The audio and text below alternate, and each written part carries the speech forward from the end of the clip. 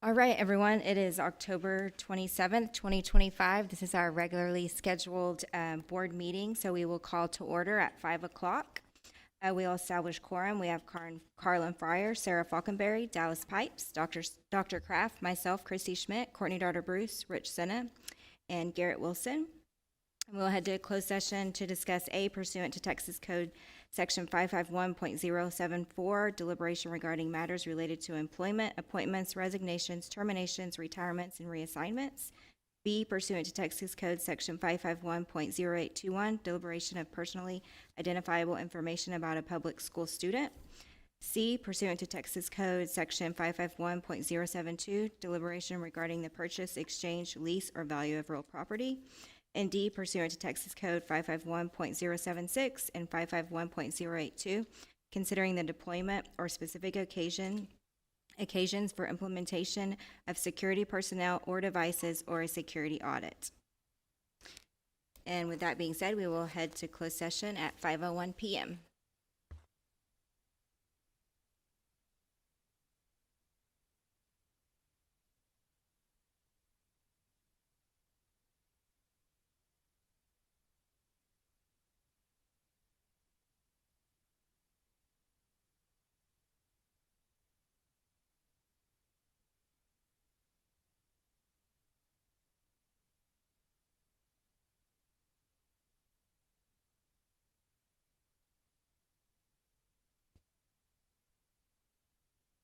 All right, thanks everyone. We are going to be reconvening from closed session into open session. We have 100% participation here from all of our trustees and Dr. Kraft. It is 6:32 and we will begin open session. All right, good evening. At this time, please rise for the presentation of colors by the Bernie ISD Junior ROTC Color Guard.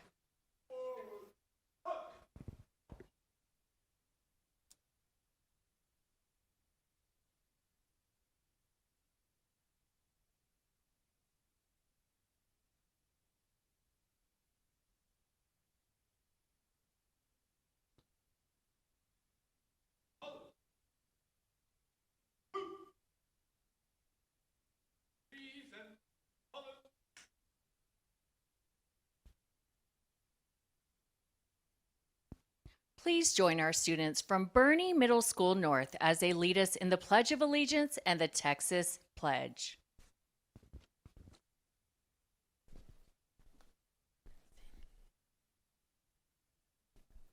I pledge allegiance to the flag of the United States of America and to the republic for which it stands, one nation, under God, indivisible, with liberty and justice for all. Under the Texas flag, I pledge allegiance to thee, Texas, one state, under God, one and indivisible.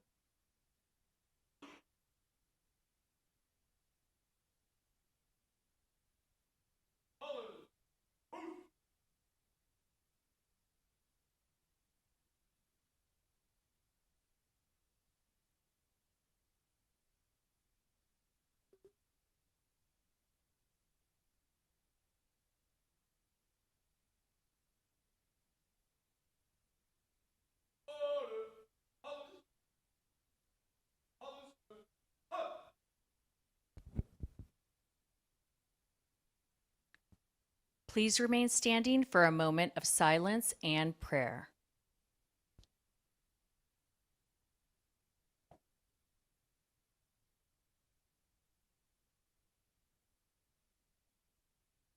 Thank you, and please be seated.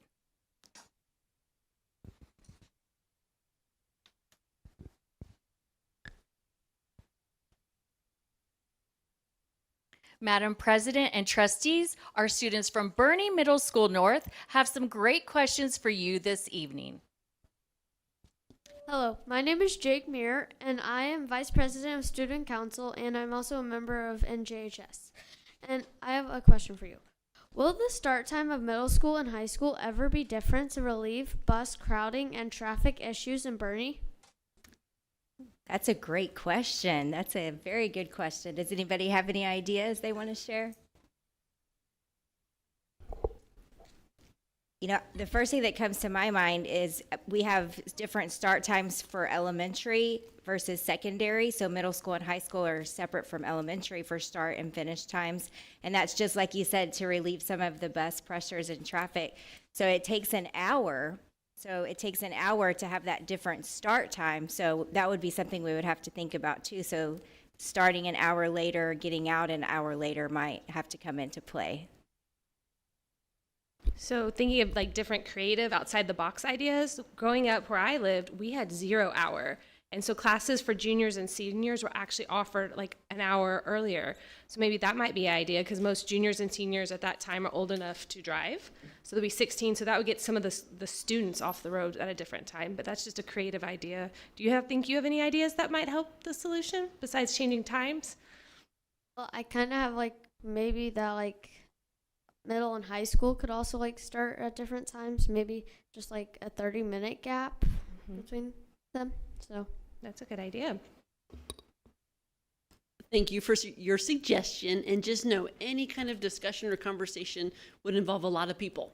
And we would have a committee and a lot of meetings and lots of communication to parents. Thanks for letting us know your idea. thank you. Thank you so much. Hi, can you tell us your name, please? Good evening, I'm Annalise Gall, and I'm a member of Student Council.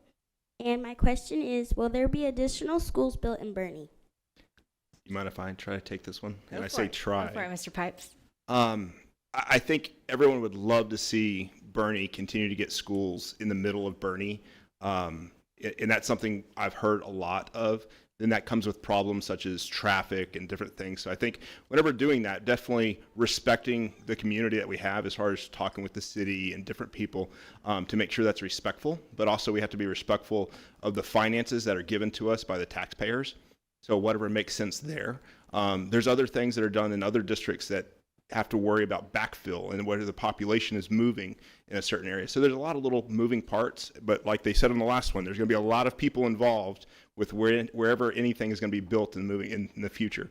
I personally would love to see another campus, at least another campus, somewhat close to the center of Bernie. How about yourself? Where would you like to see?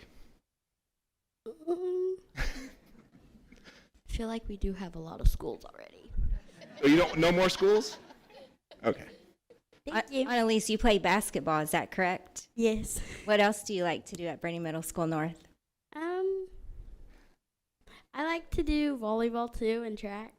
Oh, great. I got a question for you while you're on camera here. How awesome is your father? Is he not the coolest? It's amazing. There you go. Can I say something too, Onley? I appreciate that you're brave enough to have a different opinion. So we have a couple individuals that spoke up about feeling one way, and I love that you are so confident in how you feel that you have the courage to say, I think we have enough schools. And I think that's something to be proud of, that you have the courage to say that.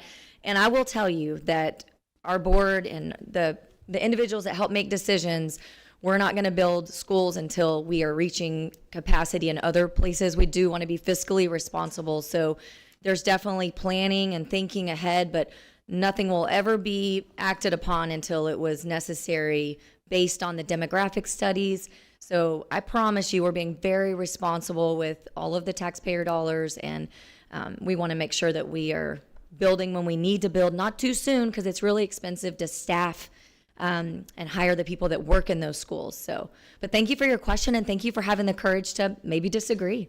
Thank you. Yes. Good evening. I'm Alyssa Stewart. I'm a member of the Bernie Middle School North Student Council and president of Bernie Middle School North Varsity Orchestra. My question is, what has been the most rewarding moment as a school board member? I'll go first, and whoever else wants to chime in. So I'll say a couple of things. I mean, to be able to serve you guys and to be able to serve our students and our staff, it feels rewarding really all of the time.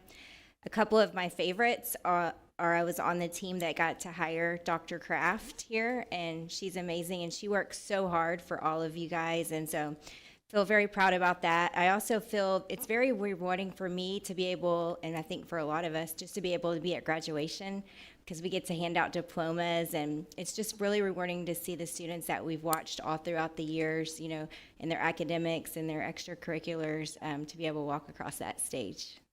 I'm going to piggyback with our president there. One, I think we all, whenever you're looking at running for this, you see people on stage at graduation, and that's just amazing. I've had other people tell me, like, man, they have so many people in leadership. Well, I can promise you 7 of them aren't getting paid that are on stage. But that's just the biggest payment for us, is to be able to hand that diploma to someone. We have, you know, you're going to be able to hand that diploma to another one of your family members here. So that's an amazing blessing that we have. Something, though, that I've learned absolutely in the past year is being able to serve with the people up here with me, and learn who they are as individuals has been a complete blessing to us. You know, and as far as rewarding things, having been on the board for a while, there have been a lot of moments of really rewarding things, and a lot of the accomplishments our district has had, whether it's being an A-rated district 6 years in a row, one of only 31 in the state that can say that. A lot of the accomplishments of our academic and our sports teams, our UIL, our one-act play, all those accomplishments are great. We've had the support of the community to, you know, at both high schools. We have an early college high school. Y'all are 8th graders. You'll be in high school next year. So at Bernie, we've got, or the health careers. At Champion, we've got the cyber. And this gives just great opportunities. You have so many more options academically than any of us had when we were in high school. And I'm the oldest guy up here, so I mean, I have to go back a long way to my high school days. And you know, and I think it's great. When we got funding changes in the state, so we no longer pay Robin Hood, that was huge. That was a huge accomplishment. So there have been a lot over the years, but as Dallas mentioned, it's very rewarding to serve our community and our students. I have to say it. This question, I think you can tell it excites all of us, because it is such a blessing and honor to be able to serve in this seat. I'm very thankful that I get to do this. This is fun. There are hard days, but I will say, just having kids on in certain schools now, it's really fun, because I feel like I have 11,200 kids, and we get to put on all the colors and go to all the schools and the events. We have lists of all the things we can fit into our schedules, and we try between all of us to hit most of them, if not all of them. So we try to be very well represented. But another thing that's very rewarding for me is if I get conversation with just, you know, an individual that has a concern, and we work through it together, I point in the right direction. It's very rewarding just to even satisfy just listening to that one individual that has a concern. So we care about everyone, and we care about that one as well. So thank you for this great question. Good evening. My name is Sarah Goodyear. I'm student council historian and member of NJHS. And my question is, what motivates you to run the school board? I'll take this one. So I actually graduated from Bernie High School and had a public education all my 12 years. And to me, it's a way to give back to the community, to make sure that students just like you have the same or actually better opportunities when you go through the school system than what I did. So getting able to serve with a group of individuals like this that is completely dedicated to the betterment of our schools and the betterment of our community is a big reason for me wanting to run and be a part of seeing you guys succeed every day. Do you think you would ever want to run for the school board? I don't know, because I want to go to college, so. That's very good. You do that first. That's good. Do that first. I think that's great. I love what you just said. And starting to explore now, maybe what interests you, you can think about something like this, and maybe even set your schooling on, you know, different subjects maybe that would lead you back to leadership like this. So it's never too young to start thinking about your future. So good job on that. But when that day comes, you know, you go to college, graduate, you get a job, get some life experience, then throw your hat in the ring, you know? Thank you. Yeah, he'll still be on the board. Okay. Now, I do want to We hope you are. I do want to answer this question. Okay. I'm a first generation American. My family, they're all immigrants from Italy. And my grandparents didn't have but a fourth grade education. And growing up, they really emphasized the importance of taking advantage of the opportunities we have in America. We have great opportunities in this great country to get educated. And so it was always ingrained in me from my parents and grandparents that I should give back and work hard to help. We all believe in public education. We all do. That's why we're here. And we educate 90% of the kids in America. And as this goes, so goes the future of our country. So give back and serve and leave the world a better place than when you came up on board, you know? And so that's a driving force for us. And I think one constant theme among the administration, the board, the principals, the teachers, let's always find out ways we can improve. We have a great district, but we can be better. How can we be better? And you should always be striving to be the best you can be. So that's really what motivates me. All right, let's give our students a round of applause and maybe even future school board members. Thank you very much. At this time, I'd like to invite Madam President, our trustees, and Dr. Kraft to join me on the floor for our commendations. We're very excited to celebrate several outstanding students and staff this evening. We'd love for you to stay until the end so every honoree feels that Bernie love and support. Thanks for being here to help us honor them.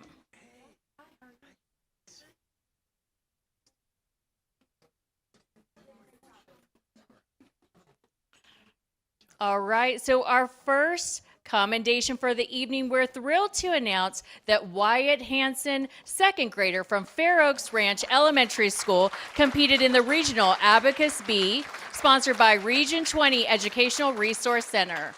Wyatt placed third in the printed portion, and after the space race oral competition, he came in second overall in his division.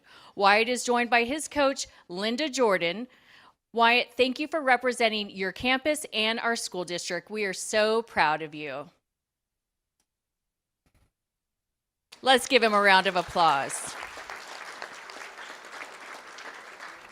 Next up, congratulations to Champion High School art teacher Callie Chivitz and her art students for having their photo selected for the Hot Shoe Photography Exhibition in San Antonio.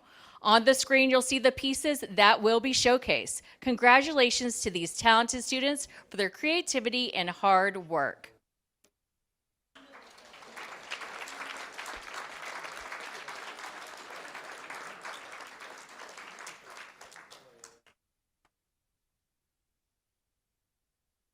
Let's give them a big round of applause. We're excited to share that Champion High School students Ingrid Braden and Lauren Johnston have earned a place among the top 1% of high school students nationwide as National Merit semifinalists. Fun fact, many National Merit semifinalists go on to receive college scholarships totaling millions of dollars nationwide. Congratulations to Ingrid and Lauren. We are so proud of you.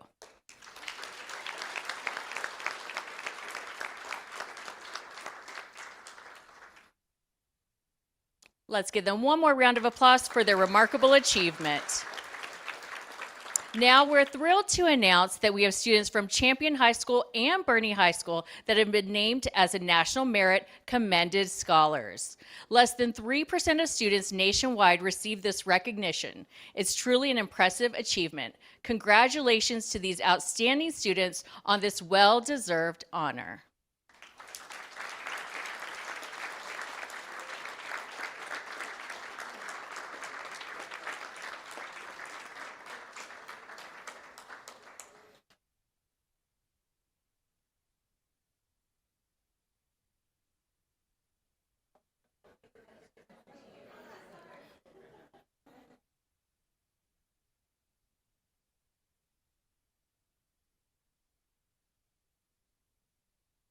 Let's give them one more big round of applause.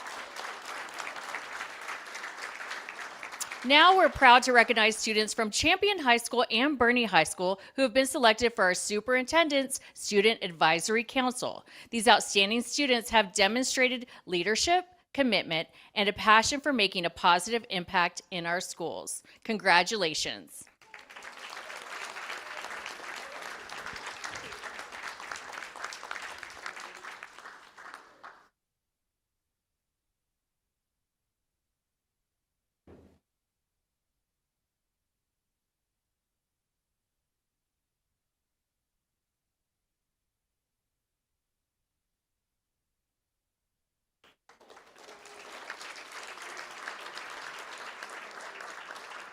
Now it's our honor to recognize this month's Core Values in Action recipients. Tonight we are proud to recognize Benny Munoz for exemplifying Bernie ISD's core value, commitment to service, and Cynthia Baker for exemplifying Bernie ISD's core value, every student, every day.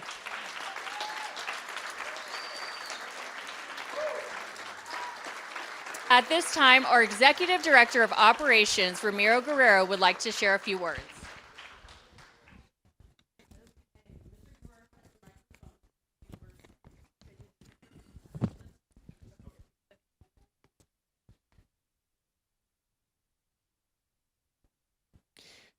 Board of Trustees, Dr. Kraft, it is my honor to share with you the names of both of the recipients of the Bernie ISD Core Values in Action.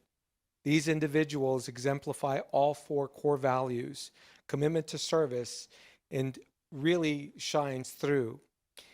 Benny, you have certainly helped us to see how you not only are skilled at being a carpenter for our maintenance department, but you do it with a smile.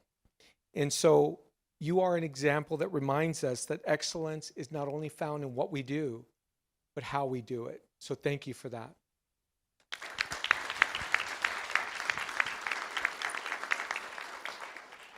Cindy, you help us to see what every child every day means.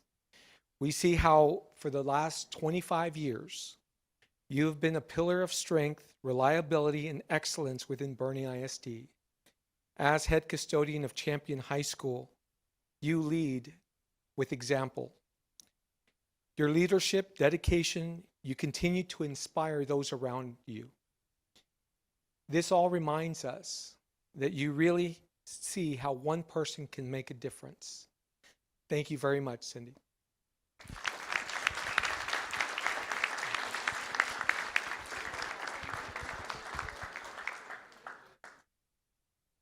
All right, this concludes our accommodations for this evening. Madam President, trustees, and Dr. Kraft, if you please make your way back to your seats behind the dais.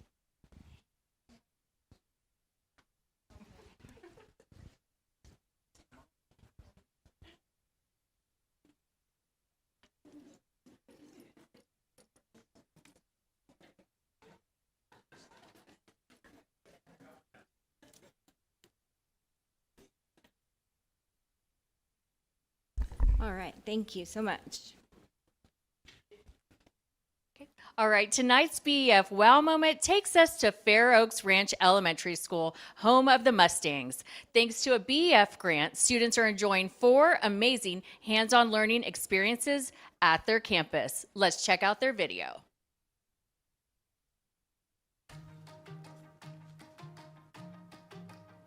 Hi, my name is Henry. Hi, my name is Vivian. And welcome to Fair Oaks Ranch Elementary School.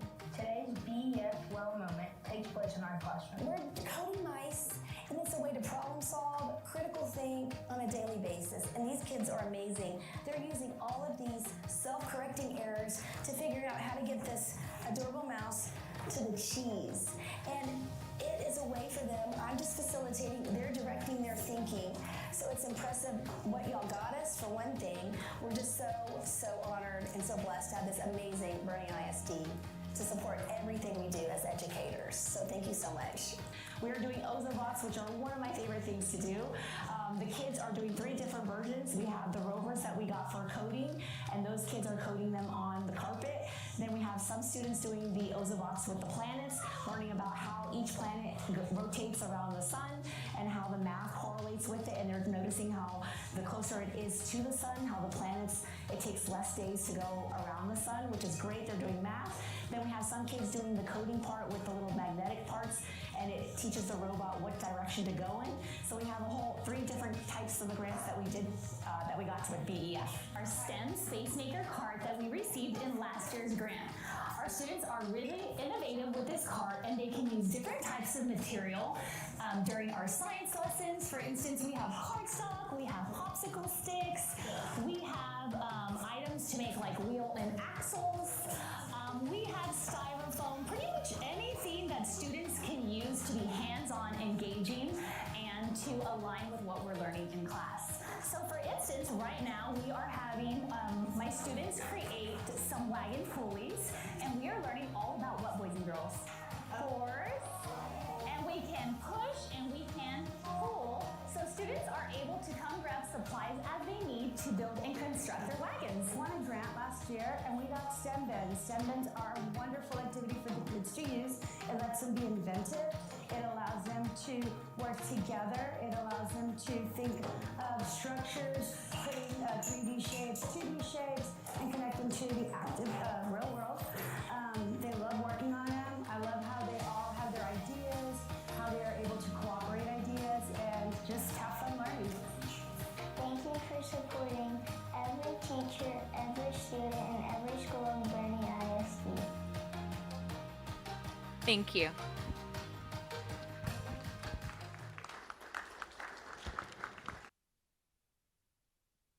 Thank you, Ms. Reyna. All right, next on our agenda, we have visitor comments and testimonials, which we have no one signed up to speak this evening.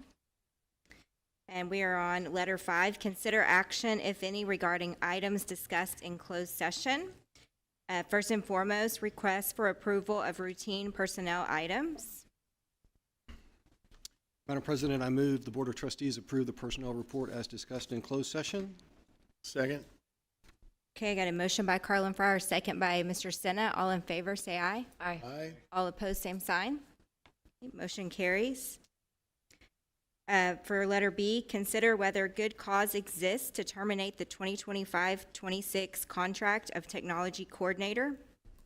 Madam President, I move that the Bernie ISD Board of Trustees find that there is good cause to terminate the 2025-26 contract of Gerald Walker and direct the superintendent to notify the employee that his employment is terminated effective October 27th, 2025. I second.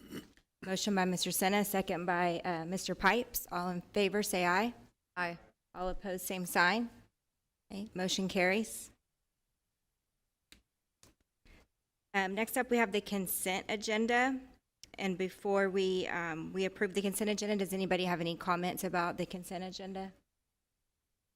Madam President, I do. I know sometimes for efficiency we get through, we put a lot of these things in here, but I really wanted to highlight just the campus improvement plans and the district improvement plans, the cohesiveness of those, and those were not small documents. Those are big tasks that each campus goes through and central office goes through, and it was neat to me to see the alignment of how they match back to our goals only at the district level and how that trickles down to the campus level. So just kudos to all the campus principals and district staff that took part in that. So. Very good, thank you. Would anybody else like to comment? Okay, I would entertain a motion. Madam President, I move we approve the consent agenda as discussed in closed session with the exception of tabling letter M. Motion I'll from second Courtney that. Bruce, second from Mr. Fryer. All in favor, say aye. Aye. All opposed, same sign. Motion carries.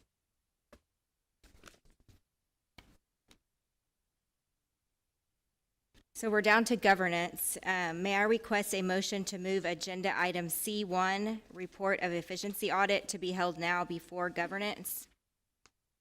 So moved. Second. Motion by Mr. Fryer, second by Mr. Senna. All in favor, say aye. Aye. All opposed, same sign. Motion carries. Mr. McCain, in honor of your time, we would love to have you present now.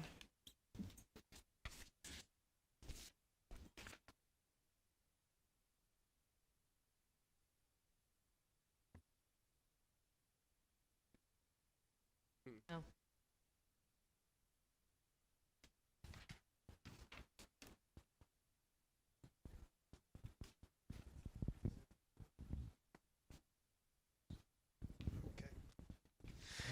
Ladies and gentlemen of the board, I'd like to introduce Adam McCain. He is a partner from Weaver who conducted the efficiency audit. I'll turn it over to Adam. Thanks, Wes. Dr. Kraft, members of the board, I appreciate the opportunity to be here with you today and present the selected items from the results of our efficiency audit. I believe you guys received the efficiency audit itself earlier in the month and have published that information. And so the information that I'll go through here is just some kind of key items that we felt relevant to point out to you. I will stop kind of at each slide, and if allow you guys to ask questions, or if the cabinet has commentary, that's certainly fine too. And so I'll kind of stop in between, but feel free, if I'm in the middle of saying something, stop me if you'd like to as well. So this is y'all's information, so I certainly want to give you the opportunity to ask any questions that you might have. Let's see here. Just background reminder, House Bill 3 requires the Texas Legislative Budget Board to establish audit guidelines for school district efficiency audit, and that efficiency audit has to be held in advance of any tax rate elections that you may have to provide information to voters regarding a school district's fiscal management, efficiency, and utilization of resources before those elections. Obviously, you guys are having a TRE up and coming on November 4th. So as a accounting firm, audit firm, we have to go about it and provide a certain set of, we follow a certain set of standards, so we do follow perform this engagement as an agreed upon procedure, which means our engagement letter with you defines out what exactly we'll do. It goes exactly along with what HB 3 asks us to do and follows those guidelines. So we have gone through and done all of that. And as a reminder, based on the timing of gathering information, getting everything to you, the majority of this data is from fiscal year 23-24, school year 23-24, and that's what was used for both the district and the peer district data and as well as state data in this presentation. Can I interject something real quick? Absolutely. I think it's important to call out that that Boerne ISD is exempt from the audit since we're located in a county with a disaster declaration for flood and drought. But we cited drought when discussing this in the spring. However, we've chosen to go ahead with the audit just for transparency. We thought that was a good thing to do. Absolutely, that's exactly right. And again, this provides a bunch of information that's important for decision making. So that's important to point out. So as a part of performing the efficiency audit, we're required to identify between 5 and 10 what we call peer districts to compare some of the underlying data to. And so we did select 10 different peer districts using characteristics including student count, proximity, different student needs, and financial resources to the districts. And here's the list of what those 10 peer districts were. And so these are the districts whose data we used and some of the comparisons going forward. So I will point out just a couple things up front. First, the peer district in the accountability ratings. So I'd point out the accountability ratings are a measure of how much students are learning in each grade and whether or not they're ready for the next grade. This is TEA defines it this way, so I'm not making this up. It also shows how well a school or district prepares their students for success after high school and college, in the workforce or in the military. So again, I think you're all pretty familiar with these different peer districts that that we've compared you to, and their funding and student characteristics. So you can see Boerne ISD has a accountability rating of 91, or let's see, exemplary performance is how that's defined, compared to the average of these peer districts being 84. So I'd also point out, of the 10, only 2 of these other districts exceeded that same 91 score. So I think a district to be commended for what we see there. The other thing I would mention there, and Mr. Sena actually pointed this out earlier, but the district is one of only 31 districts that has achieved that A rating for the past 6 years in the accountability rating. So I think that's important to point out as well. With respect to the school's first ratings, so Bernie ISD did receive an A, or superior achievement, again for the 2024 rating. The first rating is the state school financial accountability rating system. It ensures that Texas public schools are held accountable for the quality of their financial management practices, and that they are continually trying to improve these practices. The system is designed to encourage Texas public schools to better manage their financial resources to provide the maximum allocation possible for direct instructional service purposes. Adam, if I could just interject, that's for the 22-23 year, which is the most recent year that Weaver had access to. And next month we'll bring our first score for the 23-24 year for public hearing, and that will also be an A for superior achievement. You stole my thunder. Yeah, sorry. And isn't that like 12, 13 years in a row, Wes?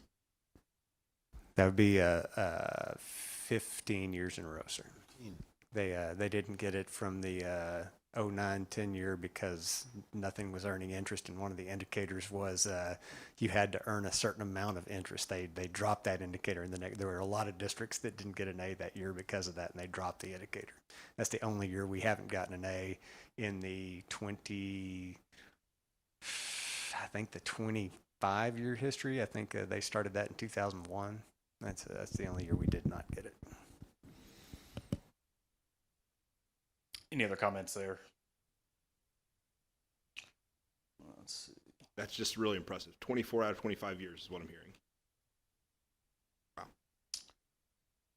So this next slide is it's student counts and characteristics. So this is really just kind of a snapshots, pictures, makeup of who's going to school, who is getting the services from the district. So and it's a little, if you start trying to do math from we've got another slide that goes after this with some percentages. If you trying to do math from one to the next, it can get a little sticky. I can tell you how it works if you're interested, and will. But essentially, and what we have here is we've got Bernie ISD total student count of and again this is the 2004 school year, but with total student count of 10,800, peer districts with the average student count of about 8,400, and then these percentages of the makeup and flat numbers of the makeup of the different student counts. So you can see Bernie ISD with only about 20.8% being falling under the economically disadvantaged compared to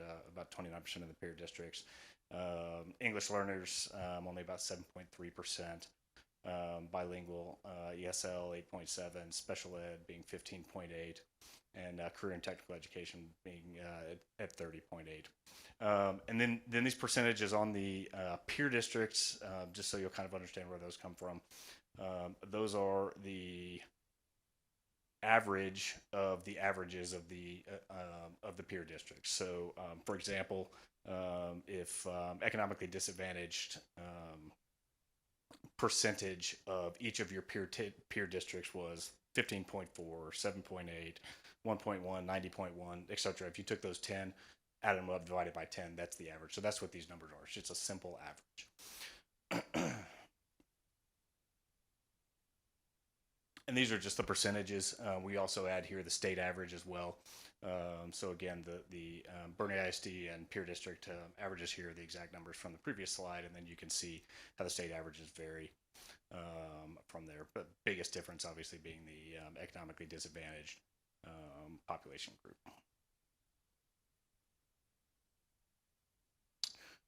So we get to total revenue per student, and there's a couple things that I would point out here. First, obviously, you can see kind of at the bottom, I've got totals there. Bernie ISD coming in at about $8,900 per student. The peer district averages coming in at about $11,000. And the state average is about $13,000. The two biggest pieces to look at there is the local M&O tax, which obviously is why we're talking about this, as well as the state funding that comes in. So you can see these percentages that are on here, say the 72%. Under Bernie ISD for next to that $6,400. So that's 72% of Bernie's total $9,800 is made up of the local M&O. So you compare that to, you can see the peer district's about 7,200 or 65% of their total funding, and then the state average about $4,500 or only about 35%. And then the state funding there, you can see 24%, or about $2,100 for Bernie ISD, and then on the peer districts, about $1,900, about 17%. State average, getting about $5,500, or almost 43% of total funding coming from the state funding. Quick question on that.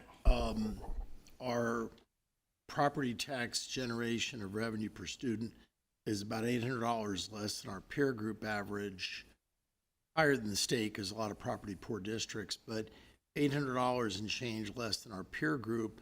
And I'm assuming that's because many of them have already gone out for a Vader, or they've added the copper pennies on top of the golden pennies. I think that's a good point. So I believe, and someone speak up if they think this is incorrect, but I believe the only district in your peer group that does not have, that has not gone out for a Vader and have additional pennies is Carroll ISD is the one that I'm aware of. I don't believe there are any others. The others all have additional pennies. Just before you move on to, I want to back up just a hair. When you talked about Bernie ISD's total funding per student, you said 9,800, and it's actually the 8,900. That's correct. Yeah, 89. If I said 9,800, it is 8,900. So 8,981 is the number down there. Thank you.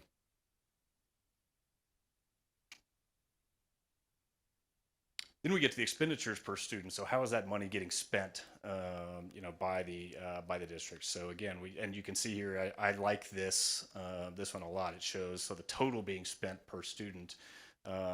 So Bernie only being able to spend $9,300 per student, where peer districts have $10,600, and the state having about almost $13,000 per student. So trying to provide those services, and you can see, but of that, Bernie ISD applying almost 61% of that, $5,700, directly to instruction and related services.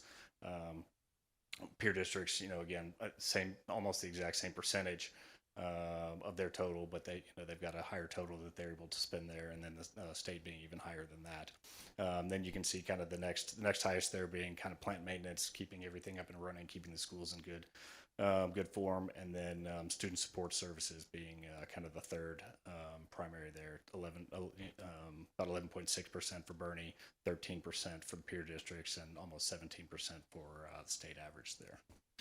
So to keep our percentage of instruction as high as it is, which is the highest of any of the three competitive groups, it means we fall short in the planned maintenance area, which then puts pressure on us to issue bonds at various intervals to provide maintenance, when it would be nice if we had that revenue to do so on an ongoing basis.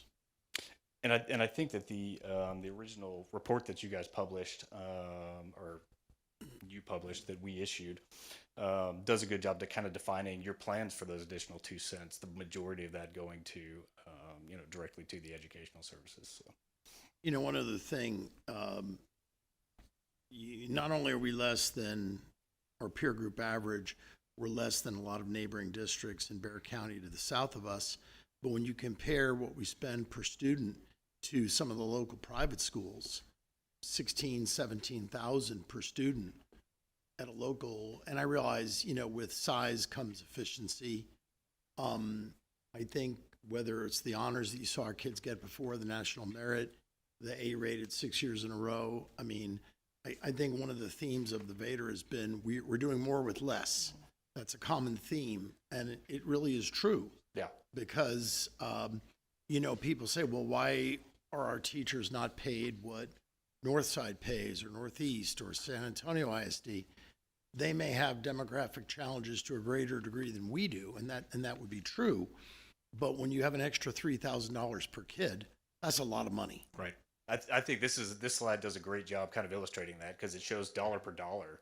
You can see there's just less money per, compared to the peer district for the state, but you're doing, everything that you can to get the majority of that to instruction related services.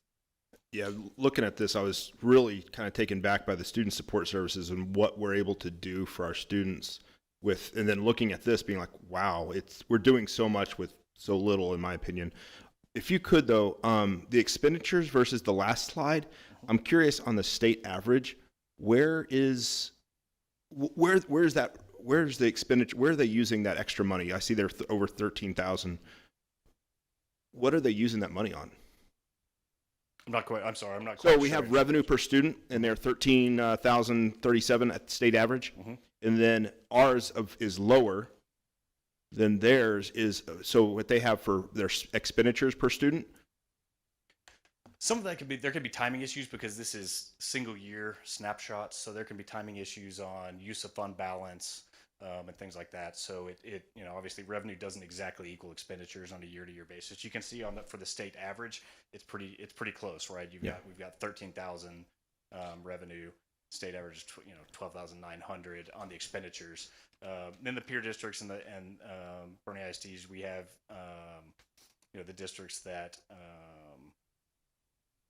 they may have some fund balance that they're able to use. So you get balance sheet date is just a snapshot date, right? So there could be a project going on where you're having to use fund balance, so it kind of moves around. Yeah, when I first saw this, I knew the percentages of districts that were running a negative budget for quite some time, so I didn't know if that was some kind of accounting issues that they were having to try to make things work in their districts. I can't speak directly to that, but I can that just in looking at this, that's what it says to me is that, there's timing issues. That's the case anytime you do a cutoff on a set of financial statements. That there's cutoff issues. Now, Adam, this is from what fiscal year? 23, 24. Okay, so I'm looking at administration in orange, and we're at 390. Our peer group's 449. State average is 427. And of course, no matter who you are, you always get accused of being fat. Of course.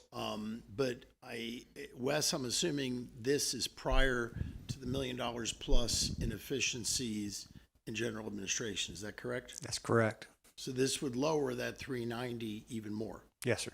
Okay. Well, and I'll just make the point too that this looks a little odd because the revenue there of 8,900 is more than our expenditures, but that's really just an accounting issue because in 2022-23 we had a very large surplus that we knew about, and so we've been balancing the budget, but we took that surplus and said, okay, let's spend that on our staff and everybody else. And so that's why those expenditures went up that next year. And we actually have a slide here showing fund balance, your fund balance trends in a few slides, and so you'll be able to see that there as well, the reduction of fund balance from the 23 school year to the 24 school. And just one additional note on that, Garrett, this is your general revenue and all your special revenue funds. And so in the 23-24 year, we actually had a very small surplus to the general fund, but it was in the special revenue funds, which includes all of your local funds, all your campus activity funds that actually they spent down fund balance in that fund. That's where you see the gap between revenues and expenditures. Yeah, it's just I think it's important to note that we're not running deficits every year or something like that. Absolutely. And having a gap, in fact, we are balancing the budget, which is different from what it might look like. Yep, absolutely. And there will be a slide up here kind of at the end to show that fund balance where you guys can see the trend there. This next slide, this is really the same data. It's just kind of put into just flat percentages instead of the dollar for dollar here. So I won't really kind of linger on it unless there's anything else that anyone would like to touch on here. Like I said, these are the same. It's based on the same underlying data. So a few things that I'll point out here. These are, again, some key items that were required in the efficiency audit. So point out, total payroll costs making up essentially 85% of total expenditures across all funds, consistent with peer districts, a little bit more there, and obviously more than what shows up in the state average. I think it's important to point out the average teacher salary, $59,514, compared to peer district averaging $61,743, state average being $62,463. Teaching staff as a percentage of total staff for Bernie ISD, 52%, about 50% for the peer districts, and 48.2% for the state average. But then you get into kind of the more doing more with less. The students per teaching staff, 17.5 students compared to 14.9 in the peer district average and 14.7 for the state average. Students per total staff, again, these are just kind of some metrics, but about 9.1 compared to 7.6 and 7.1. And teacher turnover rates, you can see again, this is for the school year 23-24 as well. About 19.5%, pretty consistent with the peer district average of 19% and the state average of 19.1%. I was looking at this, and the first one that was kind of a glaring stood out to me was the student per teacher staff. I really hope we can, moving forward, I'd like to see that number come more in line with some of the other districts. But also looking at it, and I might be mistaken, but for my homework, I believe the average teacher salary in the comparable districts has gone, that gap I think has widened probably in the last couple of years since this has been done. So, I mean, I think you did great work. I'm not trying to say that, but I think with legislation that passed and some of the people that got additional funds compared to us, from everything I've been looking at, I think that gap is a little bit wider than that. But I know on our side, the student per teacher, I really think there's some work to be done there. Anything else before I move forward on that one? If I look at those lines 3 and lines 4, it tells me, based on the students per teaching staff, we have less staff, but at 52% of our staff being teachers, more of those staff are teachers. So again, kind of the less is more going toward going to the education of the students. Right. I also think it's good to point out how central office and administration, they cut where they could, and $1.47 million to be more efficient, which was unbelievable for us to see. And now we have fewer people doing more work and shuffling the work around. So I think that's commendable that those cuts were made to be fiscally responsible and with attrition, not rehire until it was absolutely necessary. So when thinking about efficiency, that is highlighted to me, is just how responsible our administration has been to make cuts when necessary and be willing to take on more work, quite honestly, amongst themselves to try to cut where they could. Courtney, I couldn't say it. Yeah, and these numbers are before that even happened. So I think that gap's going to be even further along. And back to Rich's point of cutting the fat, that everyone's looking for the fat, but I think it shows right here that we were running pretty lean before this. And to that point, with the cuts that we've made here at central office, students per total staff, that's not students per total teachers. That is tallying up the entire staff for the other districts. Correct. Yeah. So you've got two separate lines. The 17.5 is students per teaching staff, but then the below that is just students per the total staff that you have. And this may be a bit of a jaded comment, but one would think that when the legislature tweaks funding formulas, they would reward achievement and efficiency, but they really don't. The metrics they've used, not so much in this session, but in past sessions, is the basic allotment, which simply widens the gap between what other districts spend per pupil and what we get to spend per pupil. So one of the really pushes that we had, and any number of us went up and testified on this in Austin, was our teacher retention allotment, so that our district's teachers would get the same as every other district's teachers. Because the initial bill that came out of the House would have given our teachers much less than the average in the state. And that was unacceptable. And we fought that and backed a Senate version, and that was the result. So, it sometimes gets tiring fighting the battle, but one can only hope that as the state leadership becomes more aware of the achievement level and the efficiency, that becomes a model for the state. Now, I realize we're Bernie, we have some demographic advantages, and we should achieve more. But our peer group, whether it's Dripping Springs or Alamo Heights, which always likes to think they're the best, and they're not, my peers laugh because I have this thing about that district, but whatever. I love them. I love you, Alamo Heights. Okay.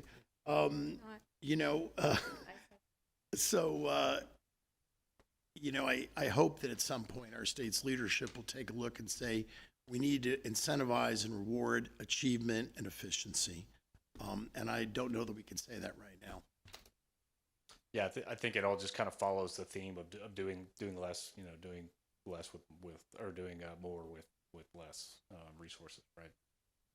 And so I mentioned kind of showing you what that change in fund balance looks like. So you can see this is going back to the 2020 school year, moving forward to 2024. So this is a just dollar per dollar comparison of Bernie ISD's unassigned fund balance per student compared to the peer district average. So, and again, as a growing district, it's not surprising to see that going up just a little. You can see over the 5 years here, it's gone from about $2,000 per student to about $2,500, peaking in the 23 school year with about $2,600 per student, and then coming back down a little for the 24 fiscal year.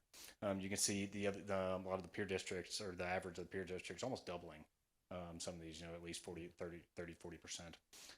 in some of these years. And so that's just resources that they have on hand that are not being, immediately executed to, service the students and provide those services. So this is the dollar per dollar comparison.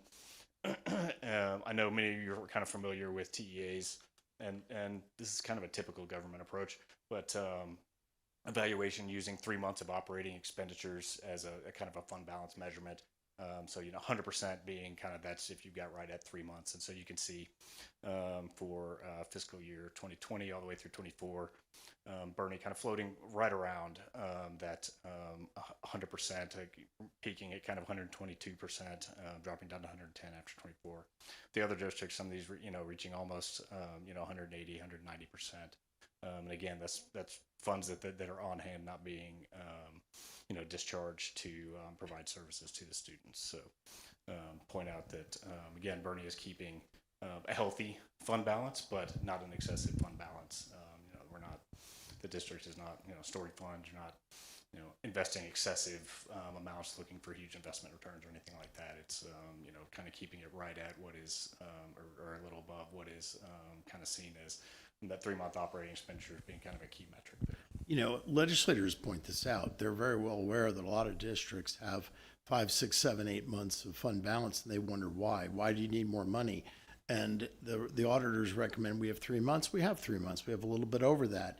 But you can see over a 5-year period, we've gone from 98 to 110, whereas other districts have gone from almost 190 down to 143. That tells me that a lot of these districts, which already have more funding than we do per pupil, are running deficits. So we have not. We've balanced our budget. We continuously balance our budget. So I think that just underscores, again, the efficiency with how the district is being managed. Yeah. I was going to highlight, to Garrett's point a while ago, fiscal year 23 is when we had the large surplus. You see we jumped up to the 122. And then dropping it down to 110 is because we used that for one-time expenditures, which talks about why our expenditures per student in 24 were greater than what our revenue was. So this graph depicts that. Exactly. Rich, I think that was a good point. I would love to see, because I feel even our peer districts here are probably lower than the state average. I don't know where the state's numbers are in here, but I think that would even tell a better picture of how financially conservative we are in our dealings. And one of the reasons, I don't know what year this was instituted, many, many years ago, where the district went with 3% payment, early payment of taxes discount. I own a rental property in Bastrop ISD. I don't even get my tax bill till December. And I called up one time and I said, hey, how come I haven't gotten my tax bill? I've already paid my taxes in Kendall County. They go, we don't send it out till December. I said, what about the early payment discount? They said, we don't offer that. And that saved our taxpayers $2.5 million just for BISD. Kendall County, I think it was probably $500,000 that taxpayers saved in paying their county taxes early. But we need that 3 months to cover us for the months of August, September, before we collect the tax dollars in October. We need that for cash flow, and it's a good thing we've got it.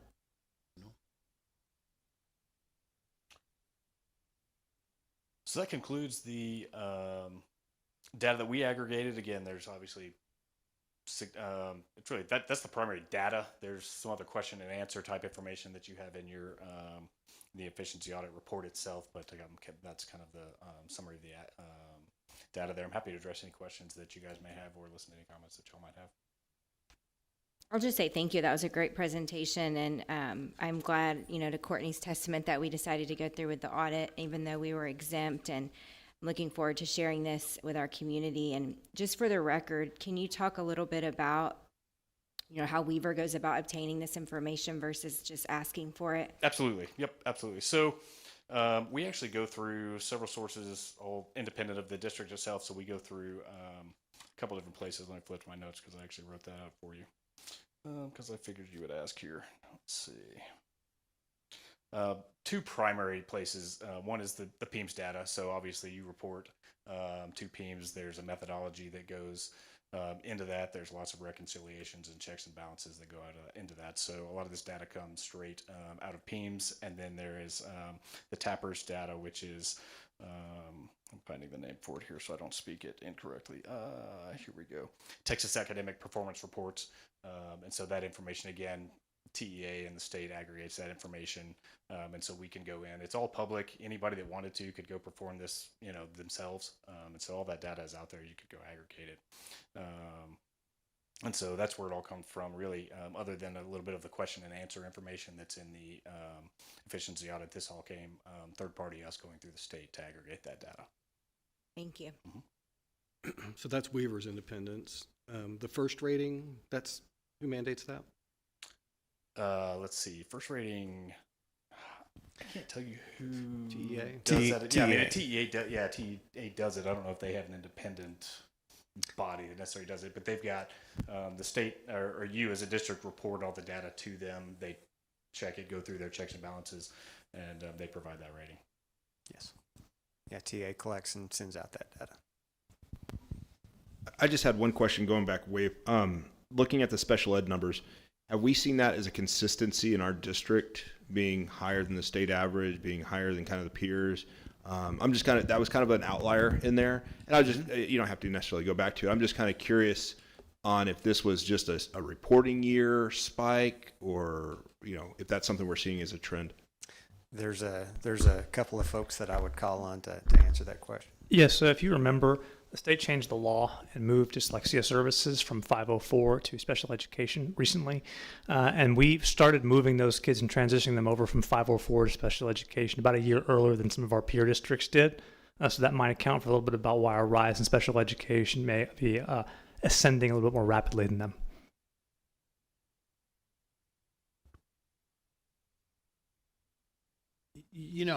One point I'd like to add, because the question is, what is efficiency? And this is an efficiency audit to basically compare us to statewide numbers, peer group numbers. One thing I key in on is our expenditures are right at $1,300 less than our peer group average.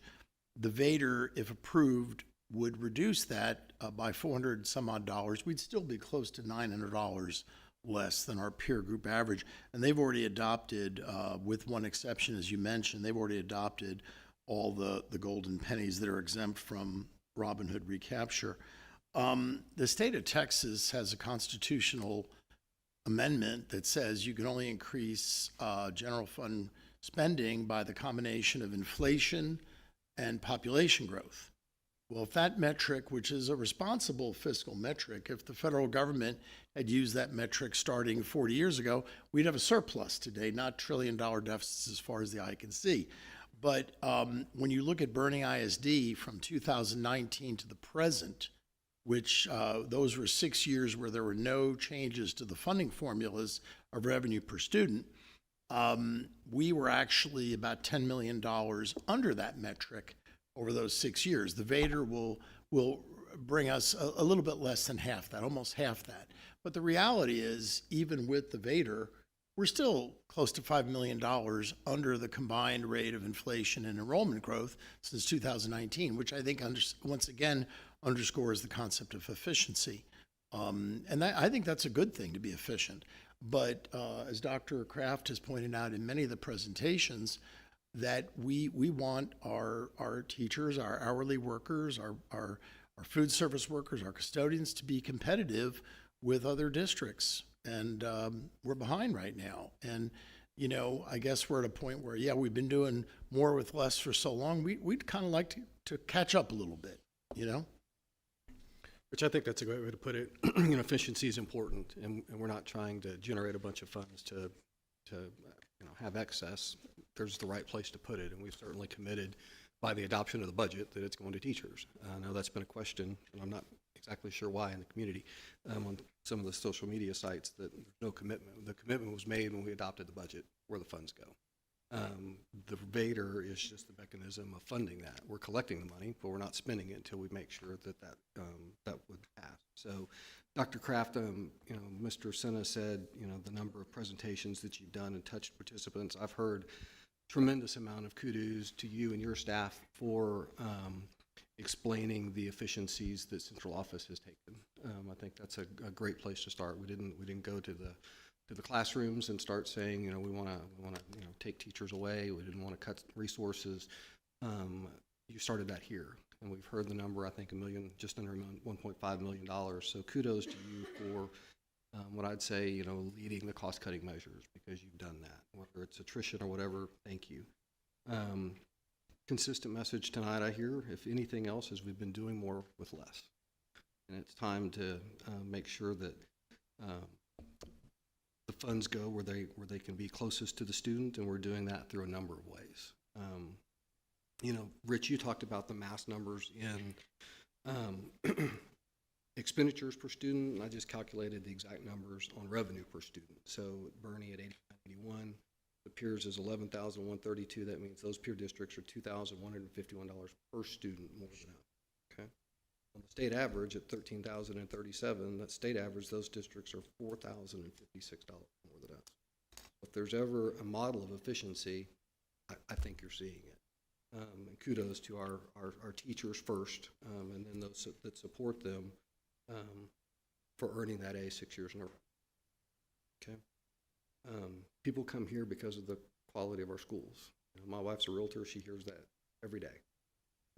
And the teachers are deserving of the recognition that they're receiving for getting that tonight. And I really want to make sure that I say that. Facts matter. And I think this efficiency audit, even though we didn't need to do it, is important to make sure that facts are out in the community, not the misrepresentations on social media. We're a better community than that. So I would just implore the facts to come out. And thank you, Mr. McCain, for delivering those tonight. Absolutely. Appreciate the opportunity. Thank you very much. And, one thing I'd like to add is on the flip side of revenue generation is property taxes.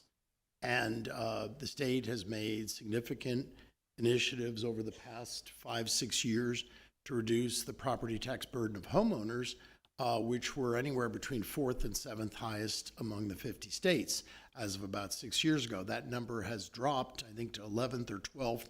And on the ballot are two propositions, 11 and 13, to raise the homestead exemption again.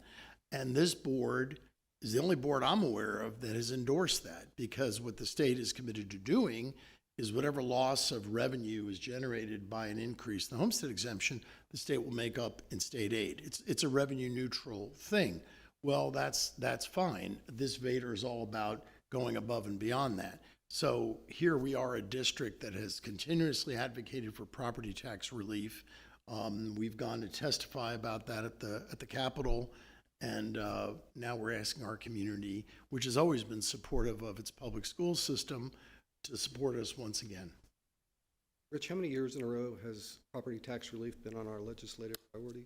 3 legislative priorities in a row. And when we go to Austin, and pretty much everyone on this dais has gone to Austin to advocate for our legislative priorities, and we get asked by legislators all the time, I mean, you're like the only district that's talking about property tax relief. Well, because we hear about it from our constituents, and it's important to them, and we do represent the community. And so we're happy to reduce the tax rate as long as the state makes up for that money in state aid, which generally they have done. However, the funding formulas they adopt still leave us short of other districts, which is unfortunate, but them's the rules. So that's another battle we're going to have to fight. But I'm not sure our community really understands all that. And I wish they did. And we have a wonderful press here tonight. Maybe they'll share that good news. You do a great job, by the way, you know. I think it's just important to note that, our job is just to, hear the facts and present those facts to our community. And thank you for giving us great data to continue presenting to our community. And that's how we advocate, is just straight factual. And we thank you for that. Great job. Appreciate it. Absolutely. Thank you.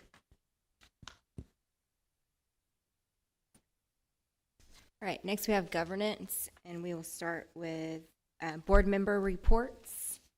Now we have quite a bit of committees over the past month, so Mr. Fryer, if you're ready, you can start us off. Sure, I can do that. So on September the 23rd, we had our Bond Oversight Committee meeting. We covered a number of items. First was the update on the Aquatics Learning Center. I think we're pretty close to completion, within about a month. I think the expected completion date is December 1st. Hopefully we get the pool filled in the next couple of weeks, and that will be a big telltale sign. Bernie Middle School South, we talked about expansion limitations due to the floodplain requirements and what it would cost us to redo all of the floodplain if we added any additional buildings. And so we're going to focus on interior renovations, some painting, ceiling acoustic work, kitchen serving lines, ADA upgrades, and I think those improvements total about 14,000 square feet we'll be touching. So our Bond 2022 projects are starting to close out. We have 22 of those complete, and an additional 6 are substantially completed. The remaining ones include the Bernie Middle School South remodeling, Voss, the secondary access roadway, the Aquatics Learning Center, and then the planning for the Middle School North expansion. And then VLK, architect firm, has been awarded the long-range planning contract for the district. So, and then we received a CTE program update. Obviously, we have a pretty robust CTE program, 19 programs of study. And we are also working with PBK Architects to facilitate a multi-phase process to obtain feedback from stakeholders in our community. So that was the Bond Oversight Committee. If there's no questions. Wednesday, October the 15th, I attended the Safety and Security Committee meeting. We talked about just a number of items, some trends, the mandated safety audits. We have some MOUs that we have. Talked about the Bernie ISD hosting the National Honor Guard Academy that's coming up at the beginning of next month, and some upcoming training that's going on within the safety and security and then our surrounding first responder units. So, and I think, Mr. Wilson, you're going to do Finance Committee? Sure. Okay. And that's the end of my reports. Thank you. All right, so for my reports, I have the School Health Advisory Council, which is called SHAC. We met on October 7th. SHAC convened with 14 members in attendance. The meeting began with the review of the committee's purpose and accomplishments from the previous year, which highlighted including the development of recommendations regarding technology usage at home for school-related projects and for homework. These guidelines were successfully integrated into the district's technology policies and shared with parents to promote balanced screen time and safe social media practices. Building on last year's focus on health and well-being, the SHAC discussed continuing innovative and encouraging family fitness and nutrition. One key topic of interest was the exploration of a community garden that could be integrated into the district's care and share center. This project would provide hands-on learning opportunities, promote healthy eating, and strengthen community involvement in supporting student wellness. Next SHAC meeting is scheduled for December 2nd at 4:30. I want to touch back on that.